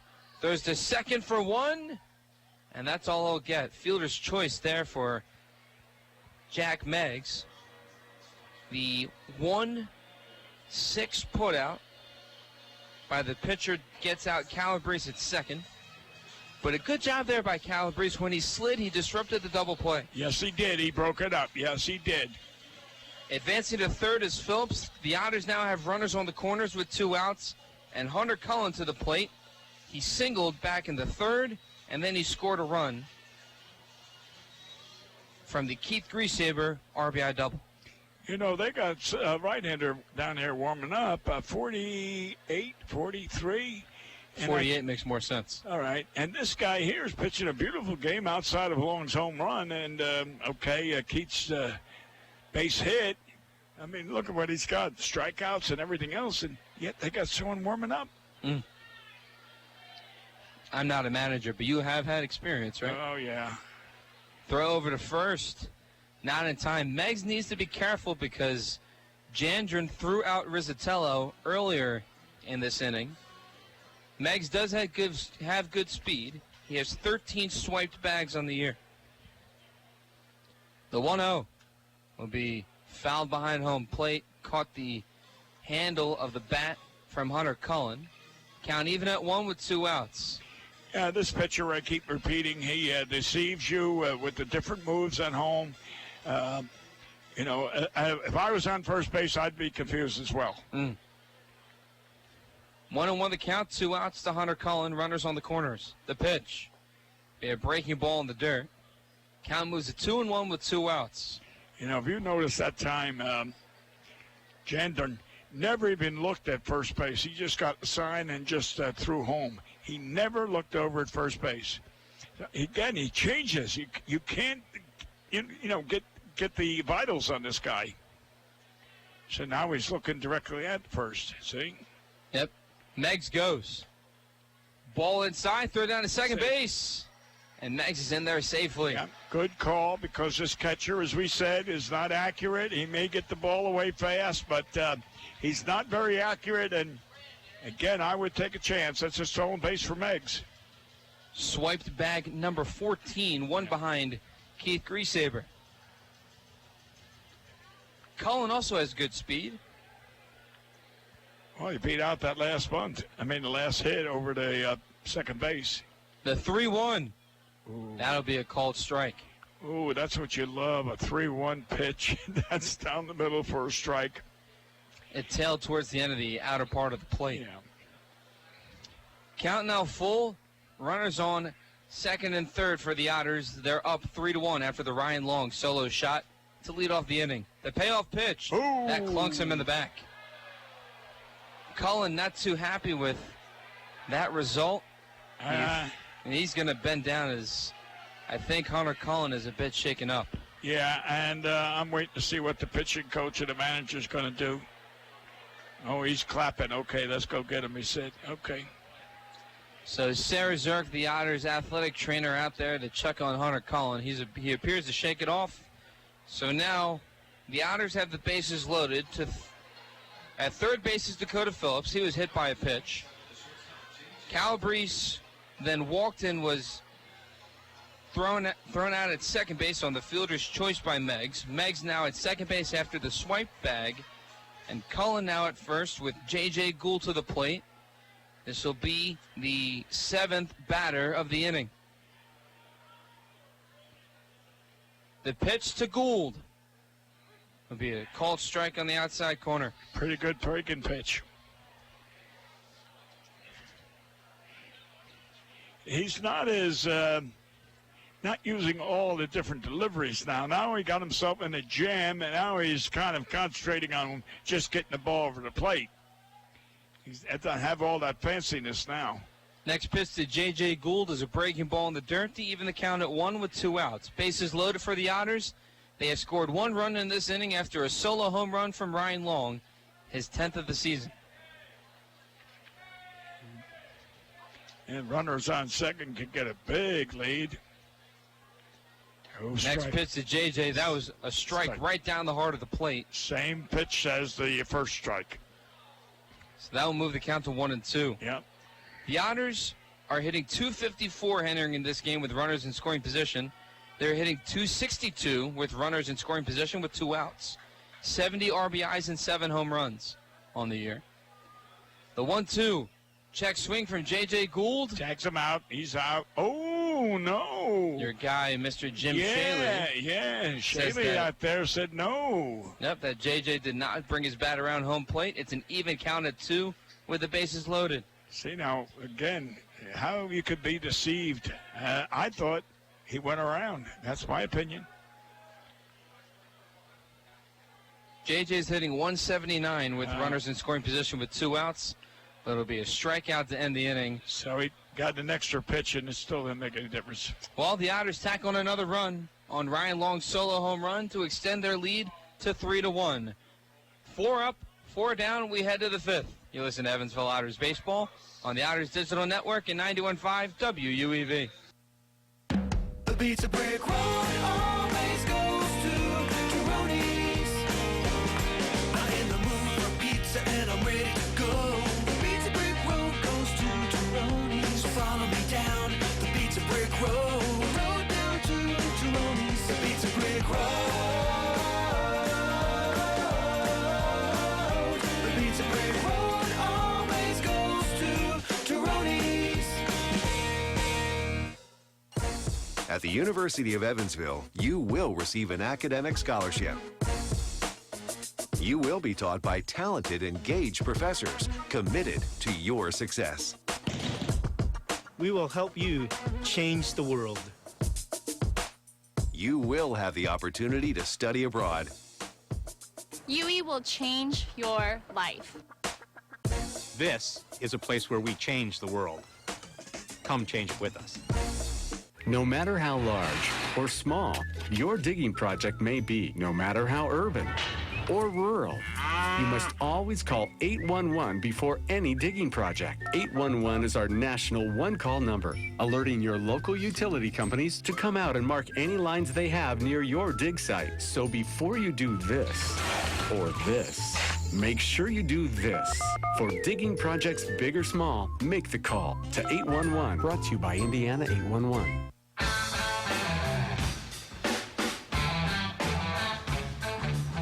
Welcome back to Evansville Otters Baseball. Dave Nguyen and Bill McCune on the call. Otters up 3-1 after a Ryan Long solo home run to left center field, his 10th of the year. To the plate for the Slammers will be Meadows, Nunez, and Roche. Chaz Meadows to the plate now. He's 0 for 1 with a ground out to Cronin back in the 2nd. The first pitch from Jake Welch is called a strike on the inside corner, belt high, count at 0-1. Now, it's kind of funny. This isn't the first time in a game where Ryan Long hit a home run and a start by Jake Welch. I'll get to that momentarily. The 0-1 pitch will be a ball outside, count even at 1. So in the first game when the Otters took a trip to Washington, actually the only complete game that they played in Washington, Welch allowed 3 runs in an inning. And then with the Otters down 2, the next pitch, to Chaz Meadows is a foul ball behind home plate. Moves the count to 1-2. In the next top half of the inning, Ryan Long hit a 3-run home run. And when I talked to Jake after the game, he said, I went back to the dugout, tried to relieve my stress because I allowed 3 runs in the previous half inning. And then he was hoping that Ryan would hit a home run because he was due. There's a fly ball to right field. Meggs calls off Cronin, but Cronin will make the catch for out number 1. So literally, Jake was saying, he was praying and envisioned Ryan hitting a home run in the game to bail him out. Ryan hit a 3-run home run in the next top half of the inning, and Welch went on to get the win for the game. Well, tomorrow night when you're on the air over there in Florence, you can tell the fans exactly whether Mr. Wells thought the same tonight. That's right. So we have one away here in the 5th after the pop-up from Meadows. Nunez to the plate. He squares a bunt, and that'll drift foul down the third base line. Good try, though.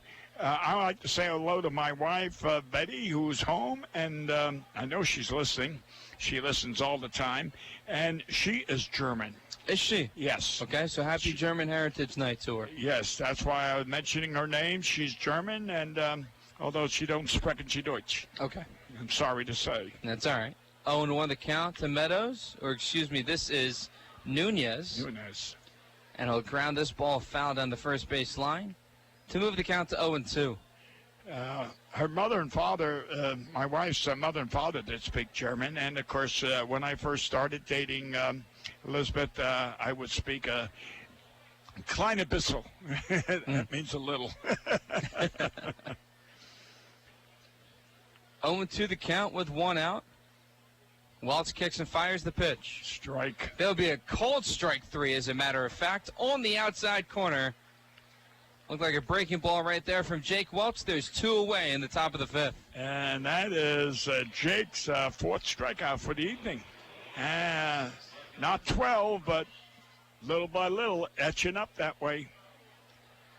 Jimmy Roche to the plate, who was the thorn in the Otters' spine in game number 2 last night. He scored the first run and then hit the 2-run single to make it a 4-3 game last night before Dakota Phillips was able to hit a bloop RBI single to extend the Otters' lead to 5-3. 0-1 to count to Jimmy Roche, who's batting 174 on the year. Here's the 0-1 pitch. Ground ball down the third base line.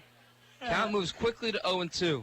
And if you notice, the coach never even made an attempt to field that ball. That was a good high chopper. He could have looked real good, and then threw it into the stands, but I guess he didn't want to hurt his hand.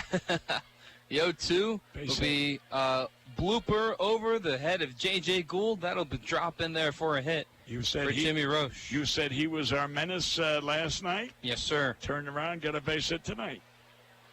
So now Roche is 3 for 7 in the series after that single, and he'll extend the inning for Tyler Bordner, the catcher.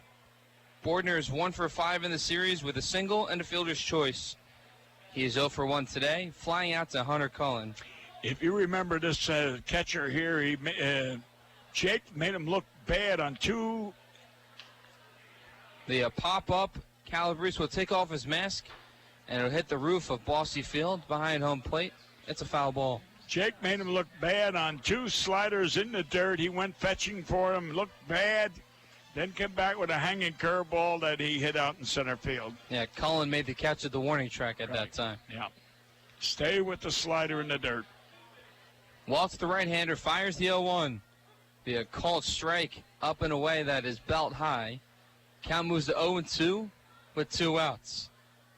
I think I've noticed that quite a bit today, that Waltz, within his first 3 pitches, he has a quick 0-2 count or a 1-2 count. Swing and a miss for strikeout number 3. That's the pitch. That's what he needed. A strike number 3, strikeout number 5 on the day for Jake Welch. We head to the bottom of the 5th. Otters up 3-1 on 91.5 WUEV and the Otters Digital Network. The Evansville Otters would like to thank the Evansville Courier Press for their support and coverage of Otters baseball. The Evansville Courier Press provides news, sports, and weather coverage to the Tri-State, both in a print and online edition. The Evansville Courier Press can be found online at courierpress.com, as well as on Facebook, Twitter, Instagram, and Pinterest. The Evansville Courier Press, a member of the Journal Media Group. GD Ritzy's is a proud supporter of Evansville Otters baseball. GD Ritzy's menu features hamburgers, grilled chicken sandwiches, old-fashioned peanut butter and jelly, and ice cream. With 3 Evansville locations: west at 4810 University Drive, on the north side at 4320 North 1st Avenue, and on the east side at 601 North Green River Road. GD Ritzy's is open from 10 a.m. to 10:30 p.m. Sunday through Thursday, and 10 a.m. to 11 p.m. on Friday and Saturday. GD Ritzy's, a proud supporter of the Evansville Otters. Heritage Federal Credit Union has 7 full-service branches in both Evansville and Newburgh, serving more than 38,000 members. Membership is open to anyone who lives, works, worships, or attends school in Vanderburgh or Warwick County. Heritage Federal Credit Union offers mortgage and consumer loans, checking and savings accounts, as well as online banking for members. Heritage Federal Credit Union can be reached toll-free by phone at 1-800-858-1693. It can also be found online at hfcu.info. Fly ball left field. Going back is hit. Roche, and that's a home run. It's hit. Home run number 10 for Ryan Long. A solo shot extends this Otters lead to 2.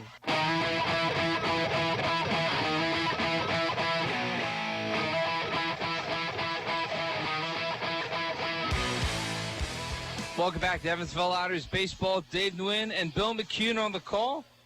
Otters up 3-1 after that highlight. Ryan Long hit a solo shot to left center field, his 10th of the year, giving the Otters a 3-1 advantage. Cronin, Griesaber, and Long, batters 1, 2, 3 in the Otters order to begin the bottom of the 5th. Cronin has reached base in one of his 2 at-bats. He reached on an error in the first. He flew out to shortstop that was in shallow left center field, back in the 3rd. Lefty-lefty matchup. The first pitch from Jandrin. Cronin shows bunt and pulls his bat back. It's a count at 1-0. That third baseman was rushing down down that line. I'll tell you what, Dave might have had a hard time if it was fair, because he was right on his back. Look where he's playing now, see? Yep, now the third baseman Crane playing on the edge of the infield grass.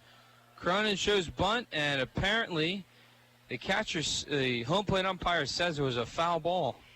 Well, it hit off his ankle or something, because it was called dead immediately. And, of course, Dave went maybe 20 feet down the line, stopped.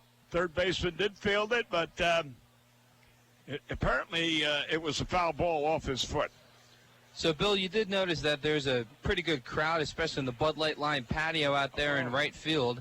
I want to let everyone know that there's a big softball tournament going on in the area. Oh, no kidding. The Bud Light Line patio is rented out to a softball team as well as their parents. Oh, boy. It is. I'm going to say it's one of our better crowds tonight, really. You know, the only thing missing tonight would be some Wiener Schnitzel.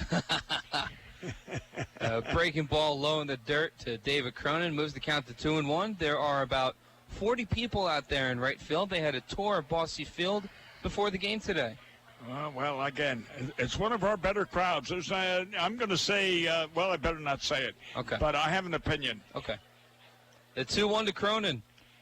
Another slider in the dirt. Moves the count to 3-1. At the end of the 8th inning, when they give the attendance, I'll tell you whether I'm right or wrong. Okay. And I'll be honest. Okay. No worries. That's all we appreciate. Yeah, dishonest dollar, my father always said, gives you $1 worth of trouble, and I don't want trouble. Okay. Next pitch to Cronin is a ball. It's a walk. Yeah. Anyway, real quick, Wiener Schnitzel. I used to eat a lot of Wiener Schnitzels over there in Germany, and it used to be, believe it or not, 2 marks.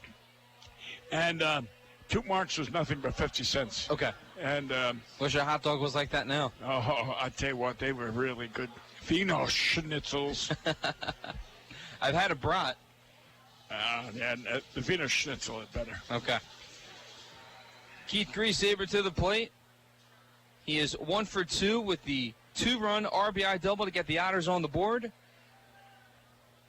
1 for 2 today. He shows bunt. This pitch is high and bouncing foul towards the Otters dugout on the first base side. Now, I don't know if that was a sacrifice bunt attempt or whether that was for a base hit, because if you notice, he was poking at it. He wasn't letting the ball hit the bat. he was kind of like playing pepper. He was trying to hit it to the second baseman, I believe, which again would have been an accomplished feat if he did it. 0-1 the count to Grease Saber. He steps out of the batter's box to gather himself. 0-1 the count. On first base is David Cronin. He worked a walk. On deck is Ryan Long. Jandren checks Cronin at first. The pitch. The breaking ball towards the ankles of Keith Greasaber. That pitch is inside. Count at 1-1.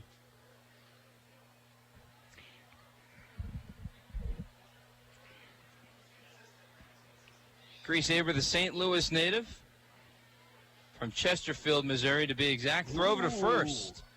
We know that Jandren has a good pickoff move. He tagged out Mike Rizzatello earlier in the game. He's quick. He's got a quick move.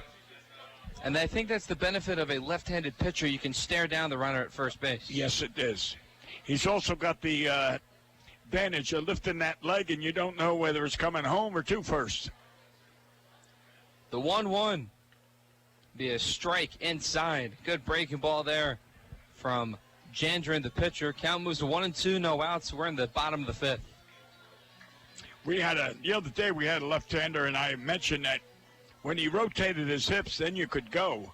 But this guy here, he just throws that leg and then comes home. And I thought he balked the first time he did it, but nobody called it.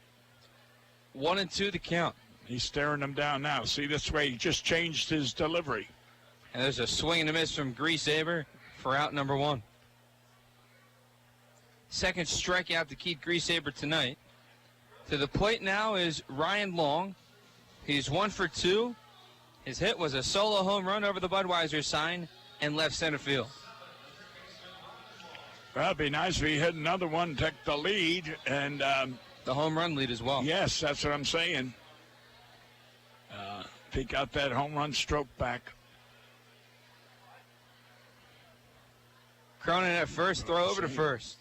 It was a soft toss to Winningham at first base. Now, if you notice, Dave, that is his third different delivery in trying to pick somebody off. Third different delivery. You've got to be careful, this guy out there.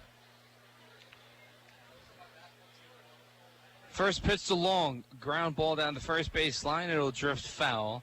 Count at 0-1 with 1 out. Well, Bill, today, and let me get my year right. But today, New York Yankee first baseman Don Mattingly, he homered in his 8th consecutive game, tying Dale Long's Major League record set back in 1956. Donnie Baseball, as he was called, an Evansville proud native, would finish the 1987 season with 30 home runs. He'd make the All-Star team, win the Gold Glove and Silver Slugger awards to finish 7th in the AL MVP voting. So today in 1987, Donnie Baseball hit a home run in his 8th consecutive game. That was a record set back in 1956. In 1993, Ken Griffey Jr. joined Long and Mattingly when he went yard 8 consecutive games as a Mariner. Donnie Baseball. Yeah, His Bossy Field is located on Don Mattingly Way and Bob Greasy Pass. Right, and Dale Long, the one he tied, was a catcher for the Pittsburgh Pirates and one of the few, and I repeat, one of the few catchers that was left-handed. Swing and a miss for Ryan Long, and that'll be strike number 3, out number 2. Second time Long is down on strikes tonight. Yeah. Dale Long, I ran into Dale Long up in Lynn, Mass. In the Eastern League when he was working for the National Baseball Association office in St. Pete. And the music was too loud. He said, "I'll stop that." And he did the next night. The music was there, but not as loud. And Ken Griffey Jr., one of the greats. One of the greats, but yet I don't respect him because when my brother was managing the Cincinnati Reds, the last game of the season, both he and Larkin left in the 7th inning. They just They went in and took a shower and didn't go back out in the field. I mean, that was disgraceful. That's disrespectful after you told me that. That's not right. Right. They knew my brother wasn't coming back to manage, so they were showing their disrespect for him. That's not right. No. And yet, to be honest, when Jack was managing the 2004 All-Star game down there in Texas, Jack brought Barry Larkin back as a compliment to be on the All-Star team, and he didn't deserve it. Really? But, yeah, he wanted to show he was a bigger man than them. Ground ball over to third and over to first. Crane gets that ball in time there to Winningham. Now, your brother managed the 03 World Series champion Marlins. Right. As we have a 3-1 game heading to the top of the sixth in favor of Evansville. Now, I watched a YouTube clip on those Marlins in 03. That team was stacked. Pudge Rodriguez, Juan Pierre, Miguel Cabrera, Derek Lee at first. They had Josh Beckett as one of their starting pitchers. They had A.J. Burnett. They had Dontrell Willis. Right. And yet in the next year, the owner of the team wanted to get rid of half the players. Right. And Willis, Dante Willis, was a pitcher they brought up from A-ball. Really? Yeah, he was pitching A-ball with Jupiter. And Jack brought him up. And some of those guys had a great year. And Pudge was the secret of that whole team. But, you know, going back to Pudge was a free agent after the season, right? He was a free agent, yeah. But you mentioned Beckett. 21 years old, by the way. Yeah, but if you notice, Beckett was pitched a few innings or a few games, and here comes the final game. Whoever wins the World Series, and they say, "Oh, Beckett can't pitch. He only had 2 days rest." And Jack brought him back, and he pitched like 120 innings. They said, "Oh, you got to take him out." No, he left him in for 9, and of course, what a game! So. Jack is from the old school, and I'm from the old school. We believe guys go 9 and let them throw 150, 160 innings if they're doing well. Against the Yankees at that point. Oh, yeah, against quite a few home run hitters, too. Yeah, they had, Aaron Boone, who hit the walk-off against the Red Sox in Game 7 of the ALCS. Yeah. They had Alfonso Soriano at second. They had Derek Jeter at shortstop. They had Bernie Williams at Hideki Matsui, Jorge Posada. I mean, I got to tell you, your brother did one heck of a job. I'll say he did. We're in the top of the sixth. Jake Welch on the mound for the Otters. They have a 3-1 lead over the Joliet Slammers. To the plate is Jared Morello, followed by Lindley and Crane for batters 9, 1, and 2 in the order. And I got to tell you, going down memory lane like that for you must have been pretty cool. I mean, I was alive, but I don't recall it as well. Well, let me put it this way. Jack called me and he said, "You want to come down to Miami?" And New York was, I'd been to many, many World Series games. And I said, "Jack, thank you." Because I would have gotten the tickets for it. And I said, "Jack, thank you. No, I don't want to go to Miami, and I don't want to go to New York. I don't want to see. I'll watch the game on TV." I have watched too many World Series, too many playoffs, going to the winter leagues. Hey, I'm happy in Evansville. Okay. The 1-1, swing and a drive to right field, but it'll be caught by Jack Magson right for out number 1. Welch gets out Morello for the first out at the top of the sixth.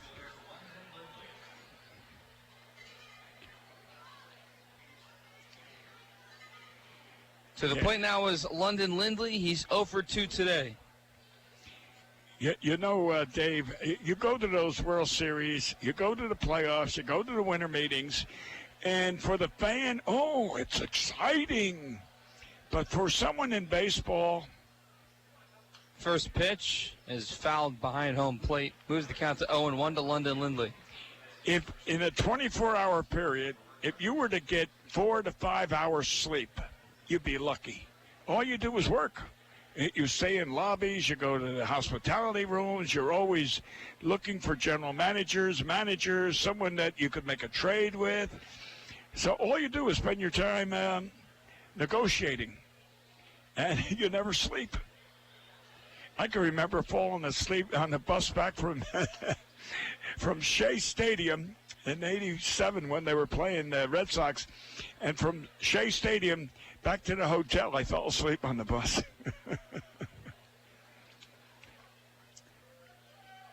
Good old days. 1-2, the count to Lindley. Here's the pitch. Breaking ball in the dirt. Count even at 2. And I don't understand the reasoning behind that. The current owner of the Marlins there at the time. Why did he want to get rid of the team? You mean, well, Jeter's one of the owners now. Well, no, in 03. You're talking about Mr. Swing and a miss. There's a strikeout for Jake Welch. Out number 2. Yeah. Now you got me. I can't think of the owner's name. Anyway, it was, a lot had to do with wanting a new stadium. That's right. They wanted a new stadium, and they're having a hard time. And actually, the ballpark wasn't in Miami. It's on the outskirts of Miami. Okay. And anyway, again, when you're dealing with the city, I can remember Milwaukee wanted a new ballpark. First pitch from Welch to Riley Crane. In there for a strike. Off speed there from Jake Welch. Count at 0-1. And the fans and everybody else turned it down and voted on it. We don't want a new one. Milwaukee was a beautiful stadium. 0-1. That's a hard hit ball to right field. Going back is Meggs to the warning track, to the wall. That is caught by Hunter Cullen out in right center field for out number 3. Cullen appeared in there in the last second, gets the 3rd out of the inning. We head to the bottom of the 6th, but go ahead, finish your thought. No, I was just going to say with Milwaukee, but then the owner or a commissioner at that time said he wasn't the owner, but he was the commissioner, Bud Selig, and he said, we need one, and they forced the taxpayers to build a new stadium. And it's uncalled for. Milwaukee was a beautiful station. You could get the bus downtown for $1, and it would take you right to the door. I mean, drop you off maybe 50 feet from the entrance. And then after the game, all you had to do was walk maybe 150 feet where all the buses were, and it took you all over in town. What a place. It was beautiful. No, I feel you. And Johnny Logan would sit behind home, and Johnny Logan, the old Milwaukee shortstop, but also the 1948 shortstop for the Evansville Braves. Oh, wow. Look at that. You're dating me really big right now. Well, a former New Yorker, in case you're interested. No, because the Marlins won the World Series in '97, and then they dismantled that team. Right. And they hired Jim Leland. Jim Leland was the manager of that club. The same one that managed here. Yeah. Yes, yeah. And then they brought in your brother in 02 for the 03 run. And No, 03. He came in 03. Came in 03? Yeah, Okay. yeah. The first gentleman I was ever involved in scouting was Jeff Torborg. He was the Rutgers University catcher. And, Rutgers? Yes, Rutgers University catcher. And I was working for the Dodgers at that time, and they called me up one night and they said, if you had a chance, see, there was no draft in those days. If you had a chance to sign someone, who would you sign? I said, the catcher from Rutgers University, Torborg. Next day they signed him. Okay. Now, were you involved in any? No, you weren't with the Marlins in 03. Right? No. My year was with the Padres. That was my last year. Okay. When was that year? 1990 was my last year. Okay. That's when we call it the. I shouldn't use it on the radio, but anyway, new ownership came in and cleaned house. Oh. Even the Bat Boys were fired. What? Well, I shouldn't say fired. We didn't have our contracts renewed. Okay. Trainers, coaches, front office personnel, anyone associated with my brother was fired. Okay. 1-0 the count to Phillips. Swing and a miss for strike 1. Yeah. Phillips is 0 for 1 today with a strikeout. He reached on a hit by pitch back in the 4th. The gentleman that bought the Padres, misunderstanding, didn't know baseball.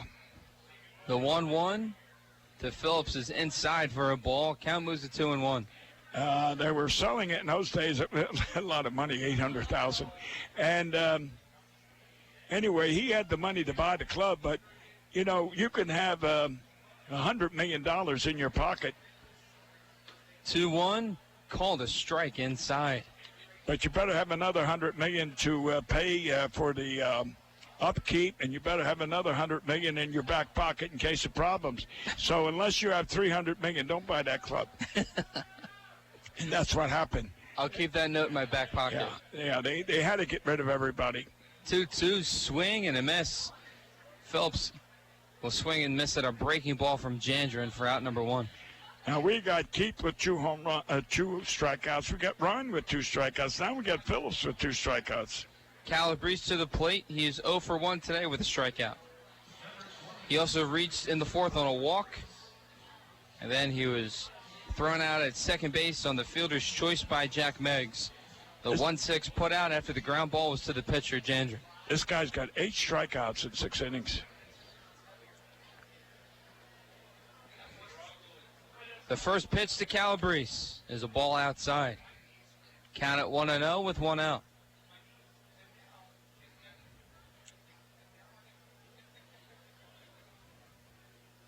Now, I say about the 03 Marlins team because you are wearing the 2003 World Series shirt, or polo, I should say. Yes.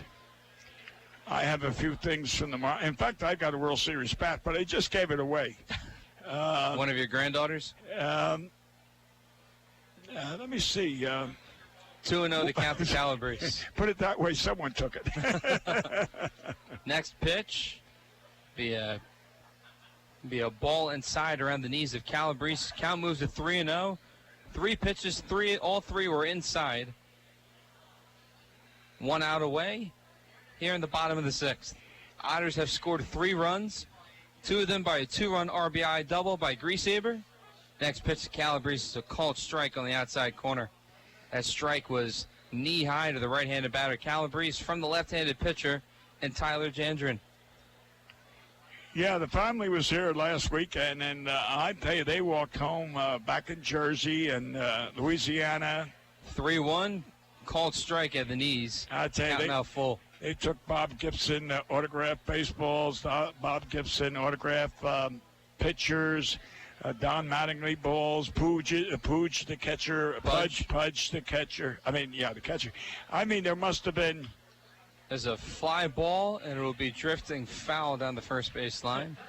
Had to be at least 15, 20 World Hall of Fame baseballs. Baseballs that autographed baseballs, and besides maybe the 200 balls I had. Anyway, I probably maybe got about 20 balls left. Well, and make it 19 after I take one. Oh, okay. Yeah. The payoff pitch. The ball floor, more than half of those pitches to Calabrese were right by his knees. He works another walk. One of my greatest autograph balls, Dave, was from Calvin Griffin, who owned the Minnesota Twins. Okay.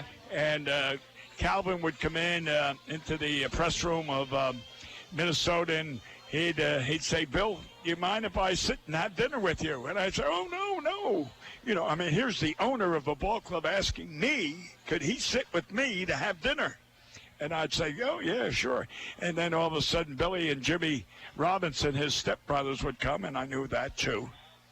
First pitch is a called strike to Meggs on the outside corner. Lefty-lefty matchup. Counted 0-1. Meggs is 0 for 1 today. He grounded out to the first baseman, Winningham, back in the 3rd, and he grounded into a fielder's choice in the 4th. The 0-1 pitch, swing and a miss. Good breaking ball there from Jandren. Remind me, how many strikeouts does he have in this game? He had 8 up to this moment, yeah. So anyway, this one day, I said, "I'm going to ask you a favor." And I left, went down to the clubhouse. Tommy Kelly was the manager, of course, an old friend of mine from my hometown. And, of course, I recommended him to sign. But I asked, "Give me a baseball." 0-2, swing and a miss. It's another strikeout. We'll make that 9 on the day for Jandren. And there's 2 away here in the bottom of the 6th. Otters still holding a 3-1 lead on the 2-run RBI double by Griesaber and a solo home run by Ryan Long. Well, anyway, I went back to the press room, and I waited until Calvin had his dinner, and I said, here, would you mind signing this baseball? And he looked at me, he said, you know, I collect Hall of Fame baseballs. And I said, that's why I'm asking you. He said, and I quote, you're the first person to ever ask me for my autograph. What? So he signed it, and to my knowledge, that might be the only baseball that he ever signed. Wow. That's impressive. Yeah. Calvin Griffith, he was a good friend of mine. And again, I knew few of the owners. Gene Autry, you remember him, the cowboy, the singing Cowboys? His name sounds familiar. 0-1, the pitch to Cullen is fouled behind home plate. Gene Autry, he owned the California Angels. Oh, my God. Anyway. My apologies. Okay. Was I supposed to know that? Well, I would thought so. I mean, he's a famous cowboy. Okay. That's what we used to call him all the time. Hey, cowboy. And would you call hold on, what's that actor's name? He played Dirty Harry. 0-2 is a breaking ball in the dirt. Runner goes. Calabrese is in there safely. The catcher made it close with the bad late. I'm trying to think of Gene Autry's favorite song. Whatever, anyway. And Mr. Kaufman, Kansas City Royals. Oh. Now I know that name because it's Kauffman Stadium. Yeah, okay, Mr. Kaufman. I was one of his first people that worked for him. Let's see. I was 8 of us. Oh, really? I was there, I'm trying to think, maybe the summer of 2003, maybe? 2003 or 2005. 1-2 is fouled behind home plate. I had an aunt and uncle living in Kansas City at the time on the Missouri side. Okay. But we went to a Royals game. Hot dogs were $1. Oh, my God. Pepsis, now we're in the 12 to 14-ounce cups, were $1. And maybe a bag of chips was 50 cents. Oh. But this was also in the upper deck at Kauffman Stadium. Oh. Well, it was the 1969 World Series, and we were waiting for the limo to take us to Shea Stadium. Make sure you add that in there, right? Yeah, it was a limo. On one fender was the flag for Canada because Mrs. Kaufman was from Toronto, Canada. Okay. And on the other side was the American flag, and I was a stockholder of Marion Lab. And the 2-2 pitch to Cullen is a swing and a miss for a strike. Number 3. Number 10. Okay, go ahead, Bill. Oh, anyway, I said to him, Mr. Kaufman, I said, I'm talking to you now as a stockholder, not as my boss, as the owner of the Royals, but I want to know why you are using our Marion Lab plane for the Royals. And he said, well, Bill, he said, when the Marion uses it, it's no depreciation. So I rent it to the Royals, therefore I can get depreciation. I said, yeah, but you own both. Then I understood. You take it out of one pocket and you put it in the other pocket. And I said, that's why I work for you. We're here in the top of the 7th. Otters up 3-1. Both runs were scored. The 2-run RBI double was from Keith Griesaber in the 3rd. And then the solo home run was hit by Ryan Long in the 4th. The lone run of the game for the Slammers was hit in the 1st inning on a solo home run from Dash Winningham. Dave Nguyen and Bill McCune here on the call. And in a way, it's been a pitcher's duel throughout the day. You said 10 strikeouts, right, for Tyler Jandren, the opposing pitcher for the Slammers. 10 strikeouts for him. And Jake has got 1, 2, 3, 4, 5. And I hope I don't jinx. All right, 6. I hope I don't jinx the game, but we're less than 2 hours right now, and we're in the 7th inning. This is a fast game. I think we had that feeling because Jandren, I mean, when you took more notice than I did, but he had a good bullpen entering the game today. He had a pretty good breaking ball that bit, and clearly he's got the 10 strikeouts to show for it. Well, if you look up at the scoreboard and you look at your own score sheet, you will see that there is 5 hits total. and they have 2, and one of the 2 is a home run, and the Otters have 3, and one of the 3 hits is a home run. So there's a lot of strikeouts, but not many hits. 5 total, if I do my math correctly. That's right. On one hand, I should say.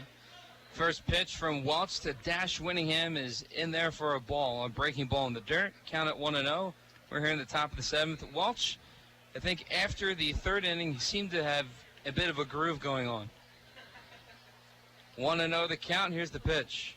Ground ball. That will be drifting foul down the first base line. Count even at 1. Looks like there might be some action. No, they're gonna let Welch go as many innings as possible. There maybe around the 7th or 8th inning, there might be some action in the Otters bullpen. But the pitch count on Welch, we'll get there momentarily after he throws this next pitch. The 1-1. Ooh, strike. Right there, breaking ball in there for strike 2. Well, there's a difference in. Now I lost my trend of thought. Anyway, it'll come back. Welch has 57 strikes and 20 balls thrown entering this next pitch. 1-2 the count to Winningham. He has the solo home run all the way back in the first. 3-1 Otters. Here's the pitch. It'd be a breaking ball in the dirt, slider that's in the dirt, inside for a ball. Count moves to 2-2. It was a good pitch for the right count, and just didn't. He threw the bait out, but he didn't swing. The 2-2. Ground ball over to Cronin. Diving oh, stop. My God. Oh. But he can't come up with the play. My God, what a play that was. That's a base hit. I'll tell you, Cronin, for those who can't see it on TV, he went to his far left as far as he can, made a beautiful stop on the ground, spread out. Only thing is, on his way up, the ball fell out of his glove. So an infield single for Dash Winningham. It'll bring up Isaacson, the designated hitter. The leadoff batter for the Slammers here in the 7th reaches with a single.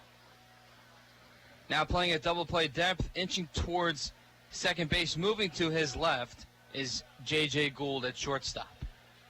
First pitch as a called strike on a breaking ball there from Jake Welch, counted 0-1. Oh, now my thought came back. Now what you were talking about, you said Jake threw so many pitches, and he might go an extra inning or 2. And the point is... the 0-1, breaking ball outside, count even at 1 with no outs. It never hurts to have someone warm up. Now, you don't have to use that warm pitchers in the bullpen, but have one ready. So, you always play it safe. I played for Bob Coleman. Next pitch is a strike on the outside corner. Right-handed pitcher, left-handed batter matchup. Count at 1-2 to Peyton Isaacson, who's 0 for 2 today with 2 strikeouts. Bob Coleman won more championships here in Evansville probably than any minor league manager at the time. 1-2 is a foul ball down the first base line. And Bob Coleman, an old catcher, by the way, caught with Washington in the American League, and plus he managed the Boston Braves. And anyway, Bob Coleman, you get to the 8th and 9th inning, he had people warm up. I mean, here the pitcher was pitching great, but then the 8th and 9th inning, Bob would get someone up ready to pitch. So in case you need it, he was ready. And I guess I follow Bob's philosophy. I would agree. Yeah, winning manager. 2-2. That was a 50-50 ball right there. Called for a ball outside. It was near the outside part of the plate. And now the Slammers will have some action in their bullpen. The payoff pitch from Welch. Swing and a miss, another strikeout. That's his 3rd strikeout for that guy. Peyton. What do they call it? They get 4. Good old friend Mike Randowski used to have something when you struck out 4 times. He had a well, whatever now. He had a saying when someone struck out 4 times. Oh, did he? Yeah. We have to rock the planet, right? Well, that's where he would end the show at night, yes. Okay. Yeah. Lord be good to him. He was a great man. I've only heard wonderful things about him. He was. He was great. The first pitch from Meadows will get past the diving Dakota Phillips at first.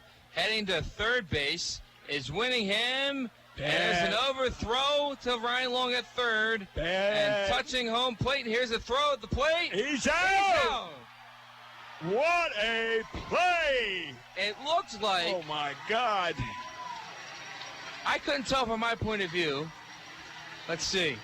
I think it's Jake himself that made that play at home. Jake Welch threw it. Backed up the overthrow to Ryan Long at third base, threw a strike to Calabrese to tag out Winningham, who tried to extend. He initially went to third base and tried to extend it into a run. A good heads-up play all around by the Otters after making up for a mistake. Well, you know, you always instruct your pitchers, back up the bases, especially third base. Back it up. And Jake did. He went and got off that mound and backed up third base, and he was in the right position. When the ball got overthrown, he nabbed it, and he threw a strike to Calabrese. Calabrese also made a great play. Let's not take Calabrese's great play away from him, too. And that preserved a run. I'll tell you what, great playing by the Otters. So it'll be a single for Meadows. Then he advances to second base on the overthrow to third. But a good heads-up play there by Welch and a great tag there by Rob Calabrese. All right. So that makes 2 outs. This game is pretty wild. Oh, yeah. I mean, we were going real good. Now we had a couple hits in a row. And swing and a miss there to Oliver Nunez for strike one on a slider that bites from Jake Welch. You know, it showed that Phillips had down at first base, a catcher, outfielder, first baseman, DH, doesn't have the quickness at first base that others do. If that was Carlos playing first base, it would have been a big out. Maybe a double play. Who knows? There's a 1-1 count after the next pitch from Welch was a ball. Count even at 1 to Oliver Nunez, who's 0 for 2 today. A strikeout victim to Jake Welch. He struck out back in the 5th, and he grounded out to J.J. Gould in the 2nd. 1-1 the count. Here's the pitch from Welch. It'd be a fly ball foul behind home plate.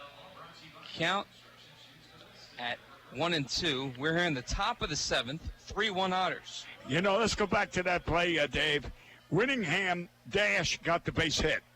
And he was on first base when that ball got through Phillips. He was going to second, never even stopped, would automatically move to third, motored to third, and then continued on to home. So he went from first to home.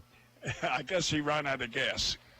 I don't think, if for the Slammers' perspective, if anything, Winningham should have just stayed at third, because he went 2 bases and tried to go for 3. Right. I'll tell you what, you know, running those bases is kind of hard. Especially for Dash's size. You know, he's not he's not a Slim Jim. The 2-2. Swing and a miss. Welch ends the inning with a strikeout. Stretch time here at Bossy Field. Otters up 3-1 on the Otters Digital Network and 91.5 WUEV. 7th inning stretch time. Get up and move wherever you are, unless you're driving the car. Let me hear you. Go it loud. 1, 2, 3. Take me out to the line. Take me out to the line.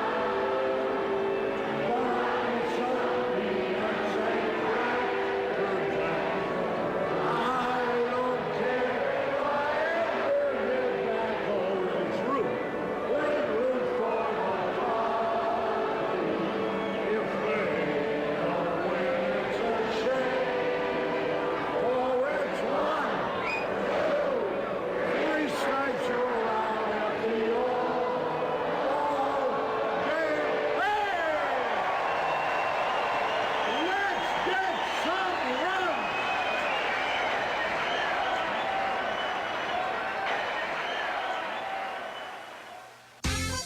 The Hoosier Lottery began selling lottery tickets on October 13, 1989. Since then, the Hoosier Lottery has offered hundreds of different games, awarded prizes to millions of players, and given billions of dollars to the state of Indiana.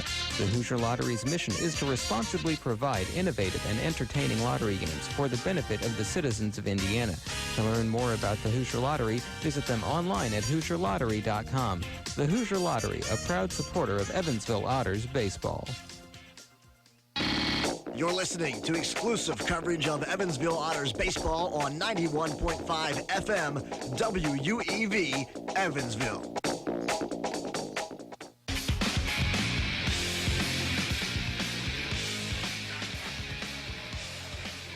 Welcome back to Evansville Otters baseball. Dave Nguyen and Bill McCune on the call. Otters hold a 3-1 lead, and we're in the bottom of the seventh. And it looks like Tyler Jandren's day is done. He had 10 strikeouts. Unfortunately, for the Slammers' perspective, he's in line for the loss. Well, you said the other day, you said earlier that he pitched against Wayne, and he went 7 innings, and he gave up only 5 hits, but 3 runs, but still, he pitched a good game. I'm going to say his pitching today is pretty good. Outside of Ryan's home run and Keith's base hit and hitting Cullen, I'd keep him in. So to the mound now for the Joliet Slammers is the right-handed pitcher and Tyler Jones, standing at 6'5", $196, from Algonquin, Illinois, went to Eastern Illinois University. To the plate for the Otters will be J.J. Gould, and then Cronin and Griesaber for batters 9, 1, and 2 in the Otters order. First pitch to J.J.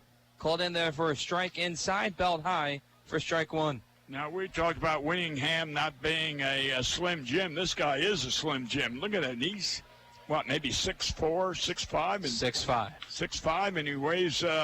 Ground ball to second, spin throw, and I got to say, good backup there by the catcher, Bordner. The spin turnaround throw from Nunez went off the line to Winningham. And I tell you what, J.J. made... It'll be ruled a single. It will? Okay. So Gould leads off the bottom of the second with a single. The second time he has reached base today in 3 at-bats. Okay. To the plate now is his good buddy, Dave Cronin. And we got the official ruling as Jandren exited the game with 10 strikeouts through 7 innings. And Wilson's got 8. So far. Yeah, great. First pitch to Cronin, shows bunt, then lays his bat back. It's a ball outside. Counted 1-0, excuse me.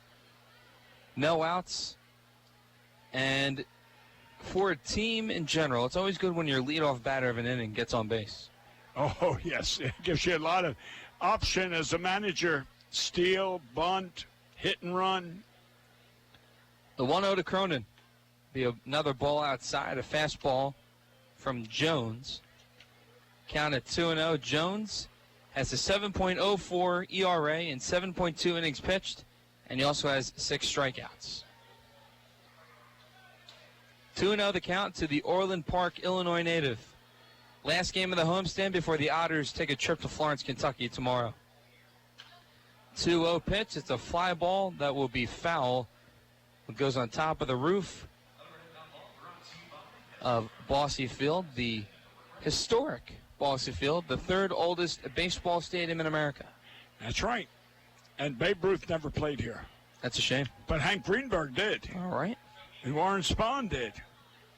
And Don Mattingly did. That's right. And Paul Grease did.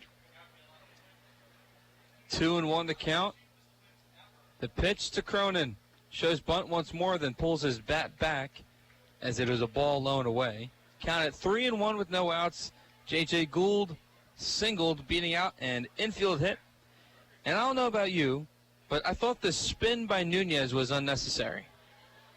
Yes, you're right. I'll agree with you. And he just, he pirouette. Is that what you call it in dancing? Yeah. This is ball 4 to Cronin. Runners now at first and second with no outs with Keith Griesaber to the plate. And that's Cronin's second walk. Again, the spark plug of the Otters. And then after the road trip to Florence, the Otters will head to Joliet to face these Slammers in Joliet, Illinois. In a way, Dave will be going back home, spending time with his mom and dad. Right. And I'm sure that the Cronins are listening into the broadcast. They're big fans of yourself. Oh, yeah. Oh, yeah. The only thing is you won't get a chance to see Al Capone. I think he's on vacation. Okay.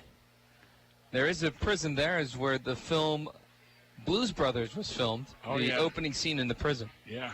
First pitch is called a strike outside to Keith Griesaber, righty-righty matchup. That pitch was belt high, catching the outer right-hand part of home plate. Well, Keith was a little hot doggish there in that, faking a bunt, then bringing the bat back. He's going to slam it by the third baseman or first baseman. If you're going to bunt, square around. Don't play games. Winningham plays for the bunt. He's in at first. Then Keith will pull his bat back, and the second baseman in Nunez was kind of late covering first base. You know, I always can remember playing for Bob Coleman here, which I mentioned before, what a great manager he was. And every time I got that bunt sign to lay it down, I used to say, "Dear Lord, let me just put it fair. Let me just put it fair."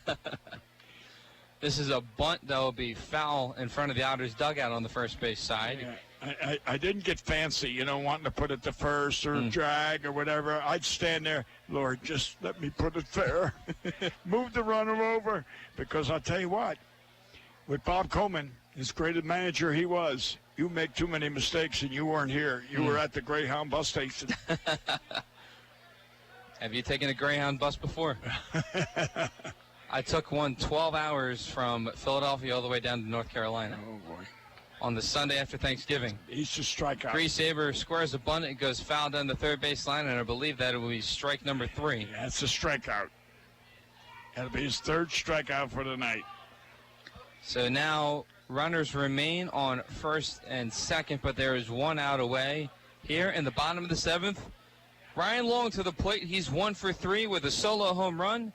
That's the reason why the Otters have 3 runs instead of 2. All right, now let's go back to Keith at bat there. The first pitch he had, it was right down the middle. It was a strike. He went around, he bunted. Then he drew the bat back. He was going to slap it past the first baseman. That was the best pitch he had. He let it go. After that, he bunted all kinds of bad pitches. Strike. First pitch to Long. Ground ball up the middle. That'll be a base hit. Rounding third is Gould. He'll get in there. Cronin almost caught in a rundown. He gets back safely at second base. Gould touches home. An RBI single for Ryan Long extends this Otters lead to 4-1. All right, and that was a good swing on Ryan. His good baseball swing, and that's why it went up the middle. But, I tell you what, oh, boy. 2 hits from Ryan. Way to go. And RBI, I believe. 40.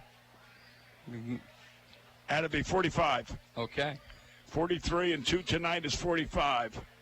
Rizzatello to the dish. Runners on first and second, 1 out. There will be a wild pitch. Runners advance to second and third. Yeah, Mike has hit 2 balls down to third base. Mike is pulling the ball an awful lot anymore. Compared to earlier in the season, everything was going to right field. He was way late on his swing. Now he seems to be playing more, and he's got his swing down pretty good. 1-0 the count to Riz. Ryan Long responsible for 2 of the Otters' 4 runs today. The 1-0. Breaking ball in the dirt. Count moves to 2-0 to Rizzatello. After Riz, it'll be Dakota Phillips, followed by Calabrese. Infield in. Cronin at third with that dirty white uniform. Yeah. 2-0. There's a breaking ball in the dirt. Count moves to 3-0 with 1 out. David was smart enough not going to third base because he would have been a dead duck. Oh, dead duck. He would have been up hanging on the clothesline. 3-0 the count. Ryan Long on second base. Rizzatello to the plate. Here's the pitch. Upstairs, ball 4. Second time Rizzatello has worked a walk, and this inning continues. I was just hoping that he didn't swing at that 3-0 pitch because he would have needed an 8-foot step ladder. Now, Dakota Phillips, he's 0 for 2 with 2 strikeouts. He was also hit by a pitch. It's a good opportunity, just need to put the ball in play. You don't need to swing for the fences here. Even a pop fly somewhere around, I don't know, 330 feet, somewhere in the outfield would be nice. Well, I'd say 290 would be good enough. Okay. The outfielders don't have that good of arms. The first pitch to Phillips is a ball upstairs that's high and away. You know, this guy's come in here. He's not that, he doesn't have control of any of his pitches. We have another reliever warming up in the Slammers bullpen on the third base side. 4-1 Otters after the Ryan Long RBI single. The 1-0 to Phillips. Swing and miss on a high fastball from Jones. Jandren started the game. 10 strikeouts through 6 innings. Has allowed 3 runs on 3 hits. That's not bad. That's not bad. 1-1 the count. Here's the pitch to Phillips. Check swing. Doesn't bring the bat around. Count moves to 2-1 to the Nacogdoches, Texas native. Want to say hello to his parents. Had a pleasure of meeting his mom and dad right before the All-Star break in River City. Very nice people. Yeah, River City. Isn't that where the band was in River City? Where was the band on the run? The movies, you know, with that. The 2-1. That'll be a pop fly to left center field. That's an RBI. That'll go all the way to the wall. A sac fly successful for Dakota Phillips. It scores Cronin. Otters extend their lead to 5-1. Yeah. If Cronin couldn't score from third base on that, he ought to take the Greyhound bus. That thing was up against the Budweiser sign, and David could have walked home. Even on the relay throw, it was short to this, you know, and Ryan went to third base easily, walking. That was really, I'll say one thing, when Phillips flies out, he flies out deep. It was a hard hit ball. Yes, I'll say so. 300. That was about 380 feet to left center. Oh, I would say so. And Calabrese to the plate, the 7th batter of the inning. First pitch to Rob. Be a ball inside. Righty-righty matchup. Runners on the corners for the Otters. At first base is Mike Rizzatello. He drew a walk. At third base is Ryan Long. He had the RBI single to make the score 4-1. Dakota Phillips sac fly to score Cronin. Makes the score now 5-1. Next pitch to Rob, who called a strike, a breaking ball inside that was near his belt. Count even at 1. Now, you could argue that the first pitch thrown in this at-bat should have been a strike. That pitch should have been a ball. But as the count shows, it evens everything self out. Yeah, that's true. That's why we're up here and not behind the plate, right? That's true. This is a ball inside, chest high to Calabrese. Count moves to 2-1 with 2 outs.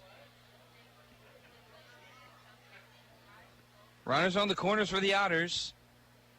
And the third game of this 3-game set between the Joliet Slammers. They swept the doubleheader yesterday. First day-night doubleheader at Bossy Field. Next pitch to Calabrese is inside, about belt high, more thigh high than belt high. Count moves to 3-1 with 2 outs. Good hitters count. And let's see if Riz is going on this pitch. Well, I'd give Calabrese the green light. He's got some power. Oh, yeah. Oh, no, I'm saying. Swing and a pop-up. And that will drift foul behind home plate. Count moves full. Hits the roof of Bossy Field. No, I believe, I mean, hey, a lot of my home runs were on 3-1 counts. Oh, yeah? Oh, yeah. How many home runs have you hit? In In Little League or high school? I was the home run king in grammar school. Nice. Yeah. I wasn't. I batted ninth, but I was first in the snack line. Payoff pitch is a ball. Also a wild pitch. Long will touch home to score the Otters' 6th run of the game. Heads-up play there by Ryan Long. That's baseball IQ. Well, yeah, because he was had his body moving, and here comes a new pitcher. This guy we said didn't have control. Now he's gone. At least I think he's gone. Well, manager Jeff Isom will head to the pitcher's mound for the Joliet Slammers. There will be a pitching change, but let's kind of recap. The Otters have scored 3 runs in this inning. In this inning. The RBI single by Ryan Long scored J.J. Gould, and the sac fly from Phillips scored David Cronin, and the wild pitch here by Jones allowed Ryan Long to touch home from third. On second base will be Rizzatello, and who just worked the walk is Calabrese, his 3rd walk of this game. Calabrese is 0 for 1 with 3 walks. Good stats on that, Dave. I think you deserve another $5 raise. Oh, I appreciate it. Just let Preston know he handles my my pay. Oh, he's your. He handles my pay. I know, but I mean, is he your? Boss. Agent. That's what I'm thinking of. Is he your agent? I don't have one. You want to be my agent? Oh yes. Okay. Hey, I tell you what. Get off the air, and I demand double your pay, or we're not coming back. Well, you mentioned Ty Cobb earlier in the broadcast. Today in 1927, Ty Cobb, I didn't know he played for the Philadelphia Athletics. I didn't either. But he played 22 seasons with the Tigers. Right. Today playing for the Athletics. Ty Cobb doubled for his 4,000th hit at Detroit's Navin Field, all former teammate Sam Gibson in the first inning. Yeah. Ty Cobb hit his 4,000th hit today as a member of the Athletics, not as a member of the Cubs. I never knew that. I didn't know that. I think my good friend Big Poison. Big Poison? Yeah, Paul Weiner. Okay. He tells a story that when he got his 4,000th hit, it was a ground ball that the second baseman kind of fumbled, and they said that's Paul Weiner's, 4,000th hit, and he yelled up to the scoreboard, I don't want it. And he later got a clean hit, which is a 400 or 4,000. Paul was known to, him and Jack Daniels was good friends. Oh, yeah? Jack Daniels is a good guy. Oh, yeah. I heard he can be a bit sour. Yes. But Paul Owens, Paul Owens, Philadelphia. Jack Meggs to the plate. We have a new pitcher for the Slammers. I'll let you clear your throat. Yeah, thank you. We have Wes Albert, the 6'3" right-hander from New Rochelle, New York. He went to Lee University in Tennessee for his previous team. First pitch to Meggs. There's another wild pitch. It advances the runners to second and third. Otters have a 6-1 lead. They have scored 3 runs in this inning. An RBI single by Ryan Long. A sac fly by Dakota Phillips. And then Long used heads-up base running after the wild pitch was thrown from the pitcher Jones. He touched home easily.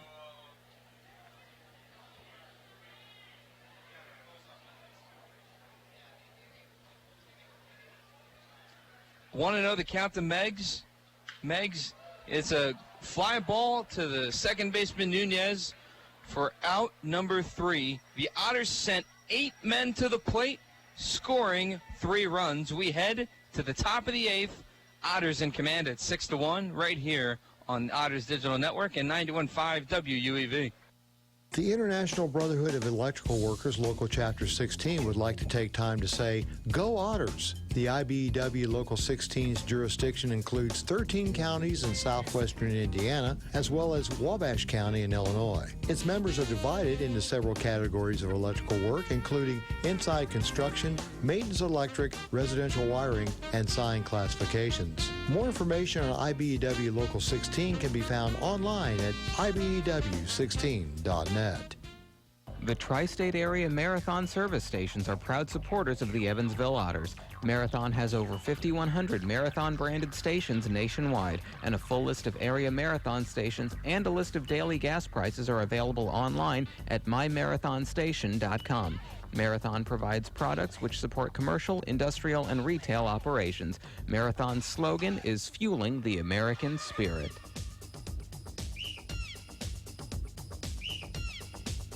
This Evansville Otters broadcast is made possible through support from New Image Travel. New Image Travel provides motor coach charter service to the United States and Canada with pickup within a 150-mile radius of Evansville.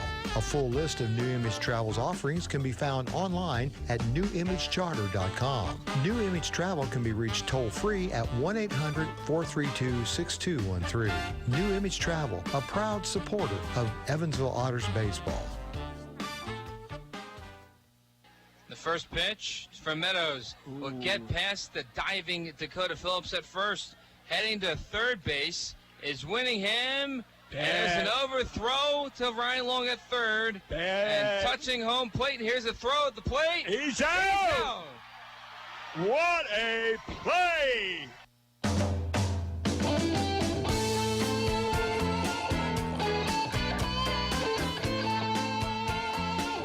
Another smooth introduction as we come back to Bossy Field here in the top of the 8th inning. Dave Nguyen and Bill McCune on the call.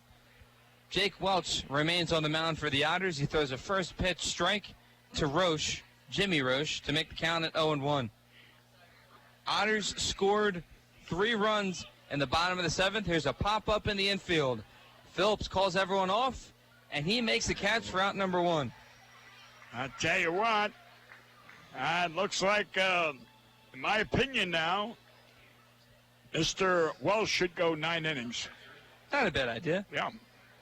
Give the relievers rest for the trip to Florence tomorrow when the Otters start a 3-game series with the best team in the Frontier League, who entering today had a record of 37-20. And the Otters had, 31, 32? The only 2 teams in the league that had 30 wins. Yep, 31-24. Yeah. We can check the scores around the Frontier League later on. Swing and a miss from Welch to Cody Clark as he's pinch hitting for Bordner. Count at 0-1 to Clark. Swing and a miss. Good breaking ball there from Welch to make the count at 0-2. I'll say it was.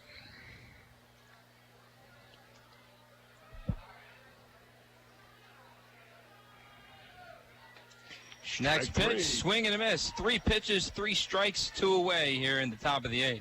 That increases Jake to 9. I tell you what, I hope Secret Weapon's still awake listening to our game, because he said, please mention my name on the radio. Call me this afternoon. All right, McGuff's stats in the minors. Yeah. He is 3-2 with a 4.66 ERA. He has allowed 32 hits, but he has 39 strikeouts and 7 walks. Well, that's good. And the first pitch to the new batter, 34. Morella. Morella is a ball high and outside. But how about Josh Allen? What's he doing? You mean Josh Allen? Okay. McGuff lost his last start. He went 4 2/3, allowed 8 runs on 8 hits. 8 runs? Wow. Wow. He's also playing in a league that is in the Midwest. It's the altitude in that league is higher than at Coors Field in Denver. Okay. Well, Jake just threw a off-speed pitch that the batter swung Marino. Oh, there's a base hit. It'll be over the head of Cronin and a 2-out single to Morello here in the top of the 8th. So Josh Allen, right? Yeah, Josh Allen with St. Paul. That's right.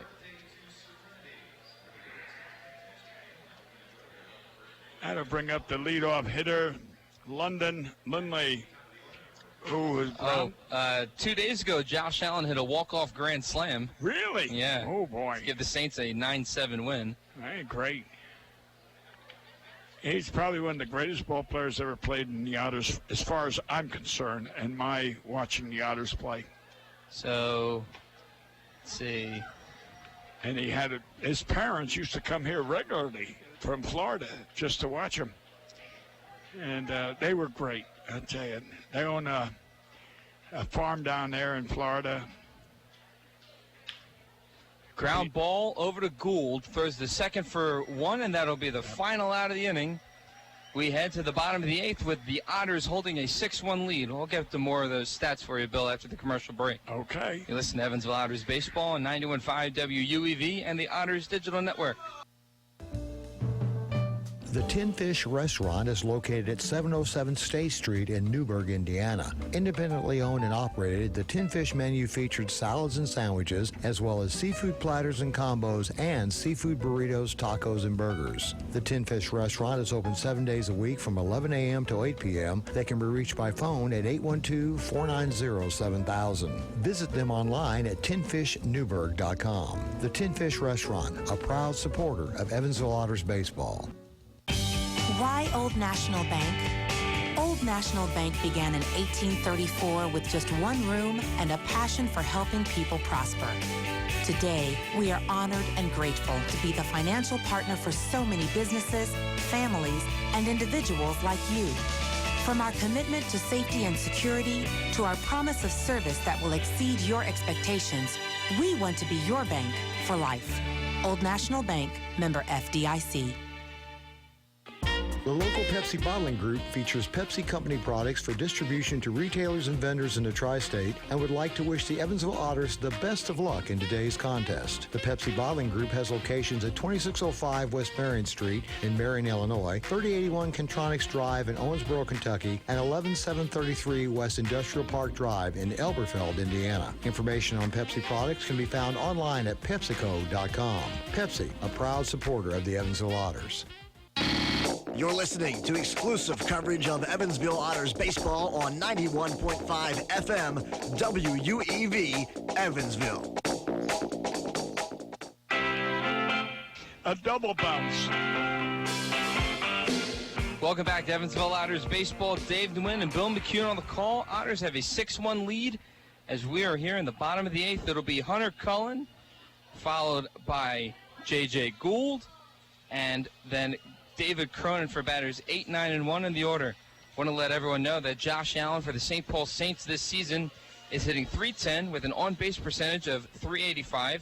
He has 40 RBIs and 14 home runs, including a walk-off grand slam for the St. Paul Saints 2 days ago. I tell you, one of the nicest kids that ever, kids, they're all kids to me. Swing and a drive to right field. That's going to drop for a base hit. Hit number 2 for Hunter Cullen on the day. Yep. Randy Wynn, right now for the Reds. He is 0-2 on the year with a 7.02 ERA. Oh boy, 7. He in 16 2/3 innings pitched this year. He has allowed 20 hits. Oh boy. 13 earned runs, 1 walk and 15 strikeouts. Oh, not that impressive. He could be back with the Otters. Next pitch, or first pitch to J.J. Gould is a strike count at 0-1. I don't remember who it was, but we had one of our pitchers that was doing real well early in the season and was sold to one of the major league franchises. And right before the end of the season, they released him, and the Otters brought him back and did pretty good to help us at the end of the season. So it's possible. Anyway. 1-1 the count to J.J. Gould. Check on the former closer Danny Urbeck.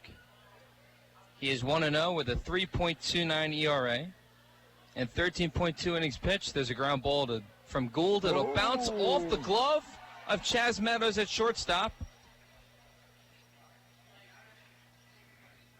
It'll be ruled an E6. So E6 on the play. JJ reaches first base. Runners now at first and second with no outs for the Otters. And it'll bring up David Cronin. Danny Urbeck, who's in the New York Mets minor league system. He's 1-0 on the year, 3.29 ERA, 13.2 innings pitched. He's allowed 13 hits, 5 earned runs, and 17 strikeouts. Okay, a strikeout per inning, yeah. We'll check on Taylor Lane. There'll be a foul ball down the third base line from David Cronin to move the count to 0-1. Yeah, we're up 6-1. Andy letting Dave Cronin hit away. In a way, pretty good hitter. The stats on Taylor Lane, last played on July 5th. In 27 at-bats, he has 3 runs, 3 hits, 1 RBI, and 2 walks, 10 strikeouts. Ooh, 10 strikeouts and what'd you say, 27 at-bats? Yeah, he's batting 111. That's like 1 every 3rd at-bat he's striking out. That's not good. 1-1 the count to David Cronin. Runners at first and second for the Otters here in the bottom of the 8th. Next pitch is low and outside to David Cronin. Count at 2-1. We'll check on Jack Pichu as well. Oh, Jacques. Yes. I forgot about Jacques. Parlez-vous français? Yes.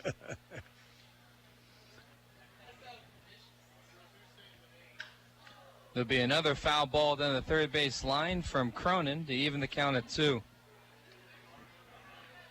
You know, I should have said to Tyler Janman when he left, off Wiedersehen. They played that when the ship was leaving the harbor of Bremerhaven. So Pichu for the Reds, the Arizona League Reds, has a 2-1 record with a 4.02 ERA in 7 games, one of them a start.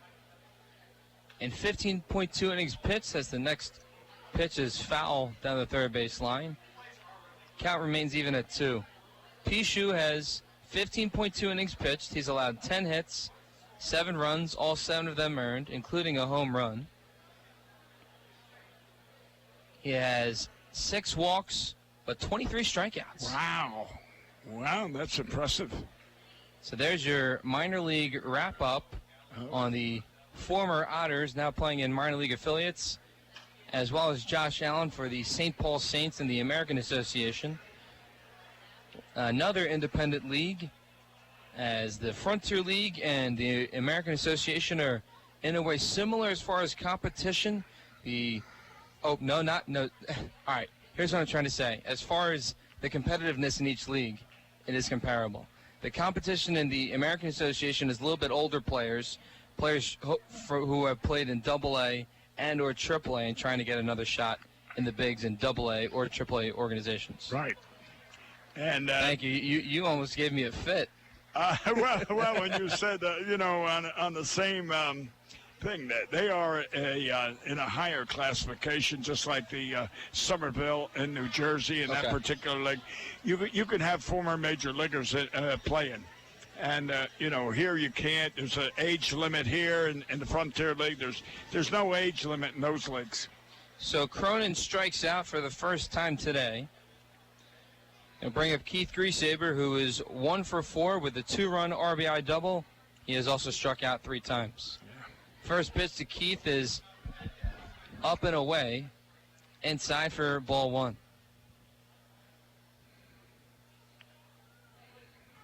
I am pretty good friends with the broadcaster in St. Paul, and Sean Aronson. Oh, really? And I sent him an email just checking in on myself, and I asked him about Josh Allen. And I said, oh, Josh is tearing the cover off the ball. And clearly we read his stats earlier. And the MVP of the Frontier League in 2016 helped lead the Otters to this 2016 Frontier League championship. Oh, yeah. He was a great kid. I mean, personality-wise, talented-wise, oh, he was just super. 1-0 the count, and calling time is Keith Griesaber. Now, Allen played for the Otters in 2017 before he got called up to St. Paul, right? Yes. So. Oh, no, wait a minute now. No, he got traded to St. Paul from the Otters, yeah. And you know who the Otters got in return? There's a line drive. It'll drop in front of Lindley. Then it rolls all the way to the wall. Cullen touches home. And the Otters extend their lead to 7-1. That should be a single with a base error. So an RBI credited to Keith Griesaber. Yep. His third of the day.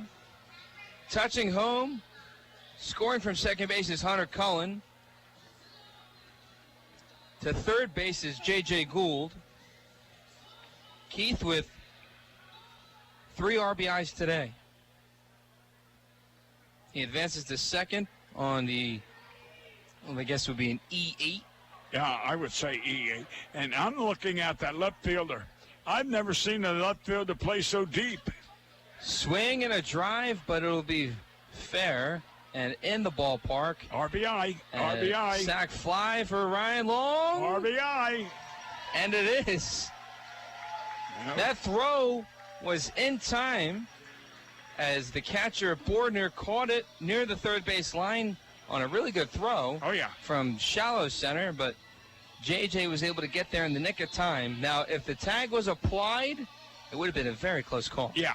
Well, you know, when I played, and I always taught, catchers should catch the ball coming in on those throws from the outfield in front of home plate, not in back of home plate, because the ball has to travel another foot or two, and you give the runner the advantage.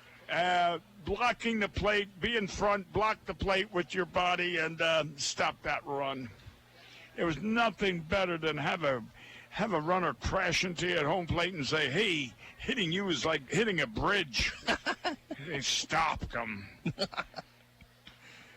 Ground ball will be fouled on the first base line. Count at 0-2.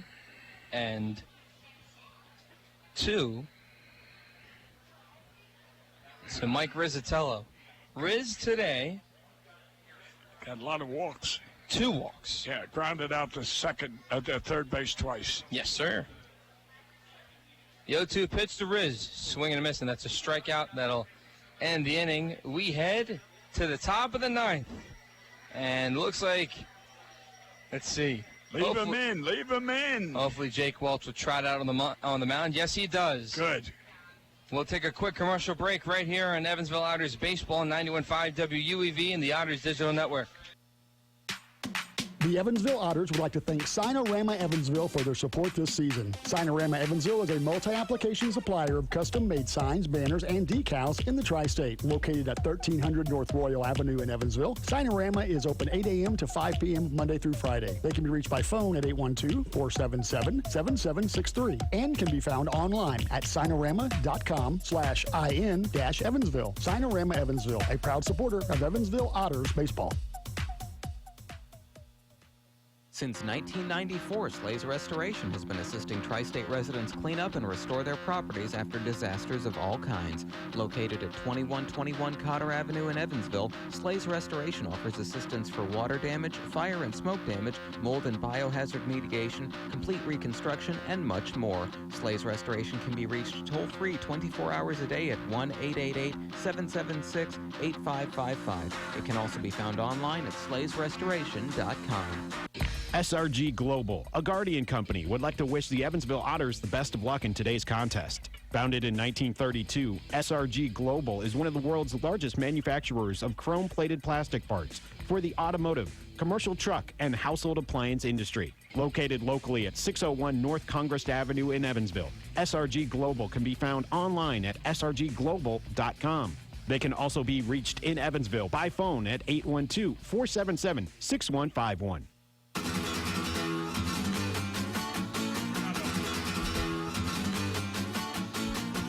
Welcome back to Evansville Otters Baseball. Dave Nguyen and Bill McCune on the call. Otters up 8-1, and in to hopefully finish the game is Jake Welch, who started today.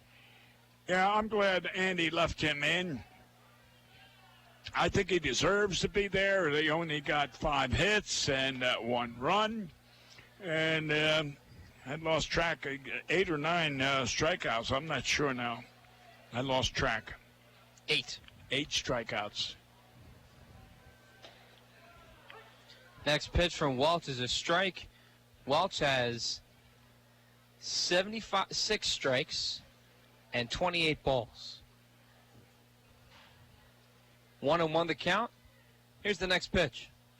Be a ball outside. Count moves to 2-1 with no outs to Riley Crane. He was 1 for 5 heading into today's game. He is 0 for 3 with a strikeout. Next would be Dash Winningham, the only offense the Slammers have had today. Next pitch from Welch is a breaking ball in the dirt. Count moves to 3-1. Welch now 76 strikes, 29 balls. Calabrese will set up outside. Left-handed batter, the pitch. Ball 4. And now someone will be warming up in the Otters bullpen. Yeah, that's a good call by Andy. That's the way I would play it myself. You gave him the chance. Of course, now, again, the man warming up is not saying he's coming in. He's just being ready. That's all. Double play can make things much easier for Welch. Oh, yeah, then he sits down again. So Dash Winningham to the plate. He has the solo home run that occurred all the way in the first. That gave the Slammers a 1-0 lead. Since then, the Otters have responded with 8 runs. Yeah, and after he hit that home run, the next time up, he hit one about 390 feet. And then the third time up, he got a base hit. And then he was also tagged out at home on the backup throw by Welch, then on the overthrow to Long at third. Right. The throw from Welch to Calabrese saved a run. Great baseball IQ all around for the Otters in that particular inning. Back in the top of the 7th. Right. Good play all the way around. Winningham has an 0-1 count. The next pitch is a ball outside to even the count at 1. Yeah, remember I said earlier, I pitched this guy inside. Don't let him extend those arms. 1-1 the count. Welch fires. The called strike, fastball on the outside corner. Yeah. Count at 1-2. Mr. Nash just kind of looked at the umpire like, hey, I thought you were my buddy.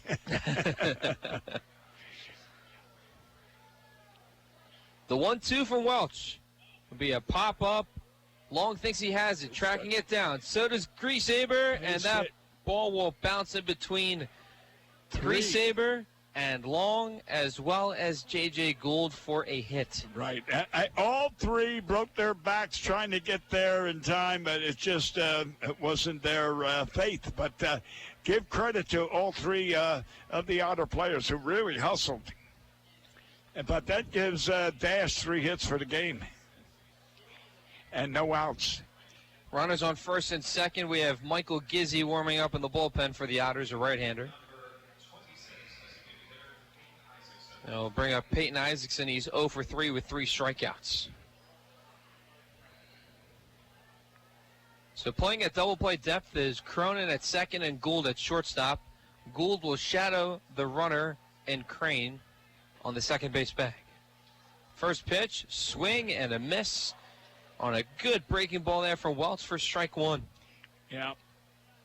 An abbreviated bat. He decided at the last minute to swing, but then changed his mind. 0-1 the count. Here's the pitch to Isaacson. Breaking ball. It is a wild pitch thrown, and it'll advance the runners as Calabrese couldn't locate the ball quick enough. Yeah. Advancing to second now is Winningham. Going over to third is Crane. No outs, and that was a breaking pitch that, okay, I don't know how they listed it. I would put it down as a pass ball, but I don't know how the official score is going to, whether it's a wild pitch or a pass ball. 1-1 the count. Because it was a breaking pitch, they may say wild pitch. The 1-1 will be fouled down the third base line. Count moves to 1-2 with 1 out. You notice a lot of the catchers today, they don't shift that well. They use the backhand, catcher's backhand balls that are in the dirt. Fly ball to left center field, caught by Griesaber. A sac fly will score the second run of the game of the slam for the Slammers. And we just saw our left fielder, Keith, throw a perfect strike to Long at third base. Jake went over the back up the plate. 3018. Okay, I was off. I said 43 to you in between innings, 43. I called the under. I know. I said about 1,900, so I was wrong, too, if it makes you feel any better. Yeah, but I knew it was a good crowd. 3,018 people showed up tonight on a Bud Light Thirsty Thursday Yeah. and a German Heritage Appreciation Night. Wiener Schnitzel night. First pitch to Meadows is a pop-up foul territory. Phillips thinks he has it, as well as Calabrese. Ooh, it popped in the glove of Calabrese, and then it bounced out. Yeah. It'll be a long strike one, and Calabrese wishes he had that one back. Yeah, and same token, Phillips was right there to help him, but, I have seen, I don't know if you've ever seen it, where one player it jumps out of their glove, and the other guy's right there, and he scoops it up before Pete Rose did that in the 1980 World Series for the Phillies. Okay. I believe it was game 5 back at the Vet, or game 6 back at the Vet. What game was it now? I mean, what year? 1980. Phillies Royals. I was there. Were you? Yeah. My dad was there. I was there. My dad was there on the first base side. Oh, okay. I was in the right field. Oh. In the press room. Oh. It was cold. And I slipped the guy a couple of bucks, so there was a few of us. We sat up there with the big plate windows in the right field, and we just watched the game from there. Oh, I wasn't going out and freezing. Yeah, I remember that one. Steve Carlton was on the mound that day, and McGraw closed it out. Yeah. The good old Tug McGraw. Yeah. 1-1 is low in the dirt for a ball. Count moves to 2-1. That was the season I got in trouble for something I said going into the press room, but I can't repeat it on the radio. Fair enough. But I got in trouble. 2-1 to count. Runner on second. It's a 8-2 game. Next pitch is a strike from Welch to Meadows to even the count at 2. Yeah, if you remember, that was the when they entered the series. That was one of the few times I ever saw it. And now you can ask your father about this. When the final game was played, the 2-2 is fouled away on top of the roof. Count remains even at 2. At the 8th inning, the Philadelphia police came out on horseback. Oh, I bet you they did, yeah. And they were inside on the field, just there to keep people from rushing onto the field. Yeah, they were on horseback. Oh, I believe it. Yep. They had to grease the poles in Philadelphia just in case the Eagles won the Super Bowl, that which they did. Pop up in the infield. Who's got it? Gould does for out number 2. Oh, he looked dangerous on field in that one. My God. Anyway, I got stuck at that stadium, and it was like 3 o'clock in the morning, and I didn't have a ride back to the Hershey Hotel. We were staying at the Hershey Hotel. And I had to ride that subway at 3 o'clock in the morning. Oh, my God. There was nobody around. Oh. Nunez, the batter. There are 2 outs. Top of the 9th, 8-2. Now the score in favor of the Otters. Ground ball to long, and that'll be through the hole, a base hit. Yeah. It'll put runners on the corners with 2 outs. A 2-out single for Nunez will extend the top of the 9th. Yeah, don't go out there yet, Max. Stay here. Give him one more batter. Oh, no, Max. Give him another hitter. You think he'll go out there? You think he'll go out there to talk to him? No, there he goes. He's gone. All right, Jake Welch throws 8.2 innings, and the crowd wants to keep him in too. Yeah, should. You got look at the score. 8-2. 2 outs. I mean, give the guy a break. But Jake Welch had a really good performance tonight. Oh, yeah. One of his best this season. Yeah. He really wanted that complete game, too. Yeah, and I think he deserved it. I'm being honest. So the Otters, they were down 1-0 after the first on the solo home run to Dash Winningham, as Michael Gizzi will be the call to the bullpen. Gizzi will be the WOW call to the bullpen. WOW, the cable, internet, and phone provider in Evansville. WOW, the best double play deal in town. And then Keith Griesaber responded with a 2-run RBI double in the 3rd to make the score 2-1 Otters. Ryan Long hit his solo home run in the fourth to lead off the bottom of the fourth. His 10th home run of the year to give the Otters a 3-1 lead. Then the seventh, the Otters scored 3 runs. They scored on an RBI single by Ryan Long, a sac fly from Dakota Phillips, and then when Rob Calabrese walked, there was a wild pitch by the reliever Jones, allowed Long to score from third to make it 5-1. And then the RBI single by Keith Griesaber in the 8th made it another run, and then a sac fly from Ryan Long scored the 8th run. It is 8-2 after the RBI single, or no, the sac fly, excuse me, from Isaacson. That wasn't a mouthful, was it? No, it was, but here we are, 2 outs, and we have a runner on first and third, and well, again, I feel sorry for Jake. He should have left him in. But anyway, that's history now. 8.2 innings, 87 strikes, 35 balls. And how many strikeouts? 11? I think he had 8. 8? Oh, he had more than that, didn't he?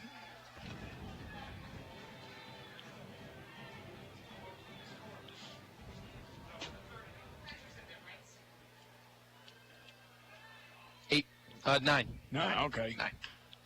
Ground ball over to Long at third. Charges, throws over to first. Bring out the broomsticks. The Otters have completed their second sweep of the season. They sweep the day-night doubleheader yesterday and win game number 3 to close out the homestand.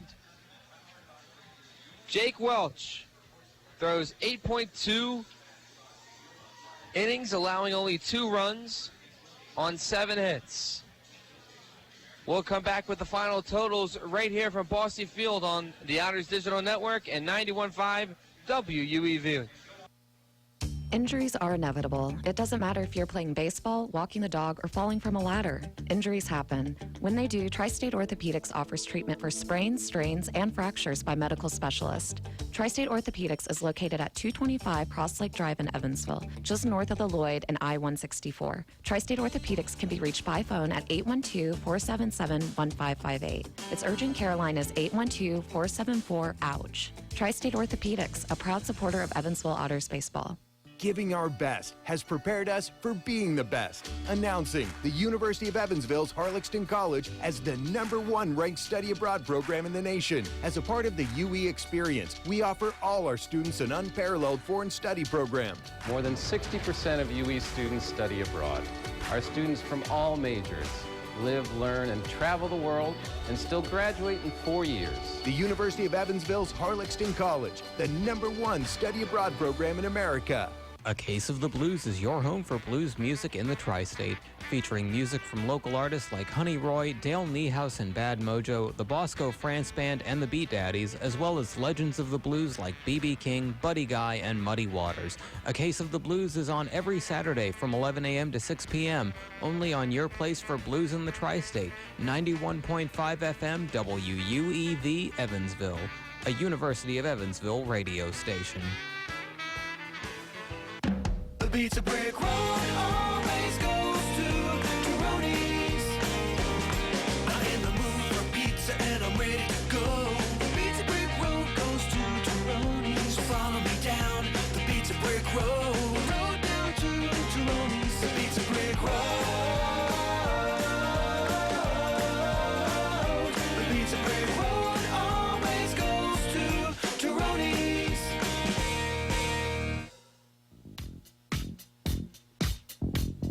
New York guy? Yeah. All right. Welcome back to Evansville Otters baseball. Dave Nguyen and Bill McCune on the call.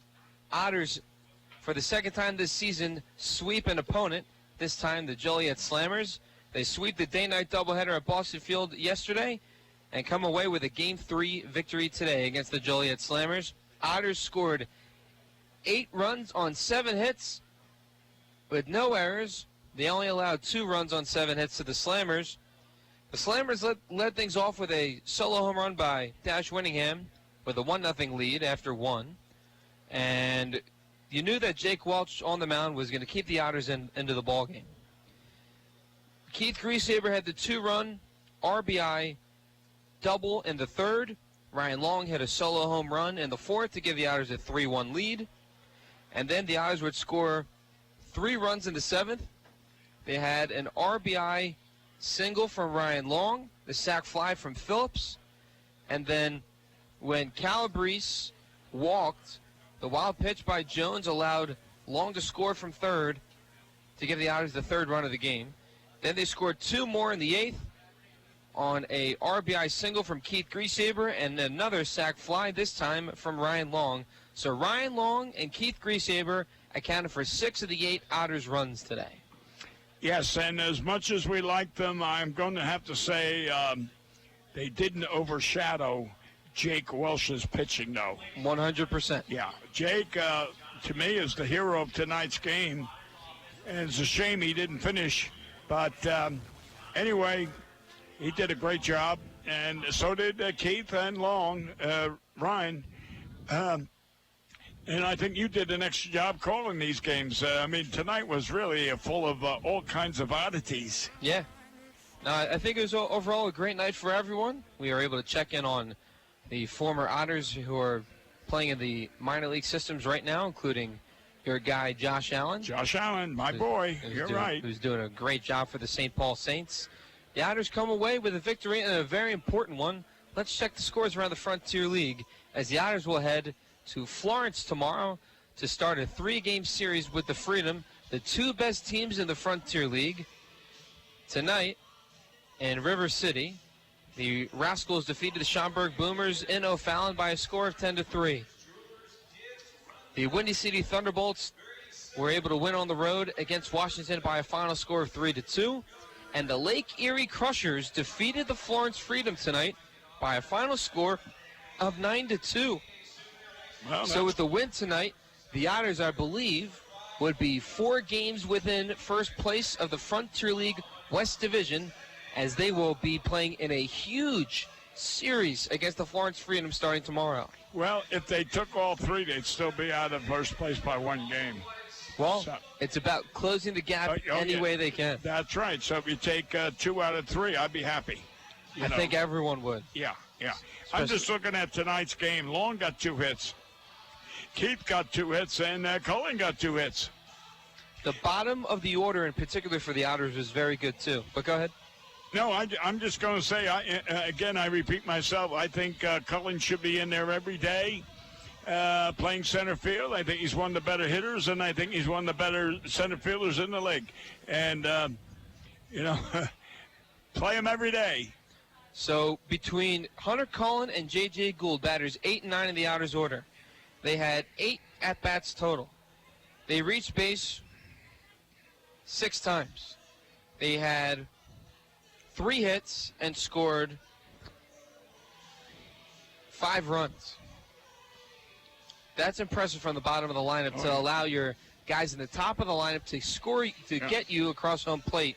As Cronin today, he reached base 3 times today. Griesaber had the 3 hits, or the 2 hits, and Ryan Long with the 2 hits as well, and the sac flies today by him and Dakota Phillips. Overall, a great 3 games from the Otters after getting shut out on Sunday from the Lake Erie Crushers. They only scored 1 run in 2 games when they lost 9-1 on Saturday night, lost 2-0 on Sunday.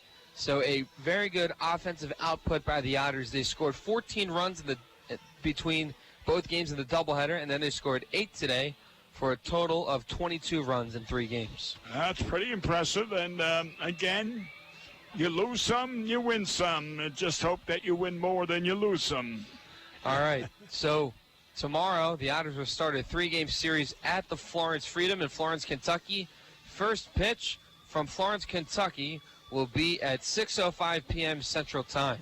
For my partner, Mr. Bill McCune, and our radio engineer, Mr. Paul Brigham, I'm Dave DeWin signing off. Everyone have a good night as the Otters come away with a 8-2 victory over the Slammers.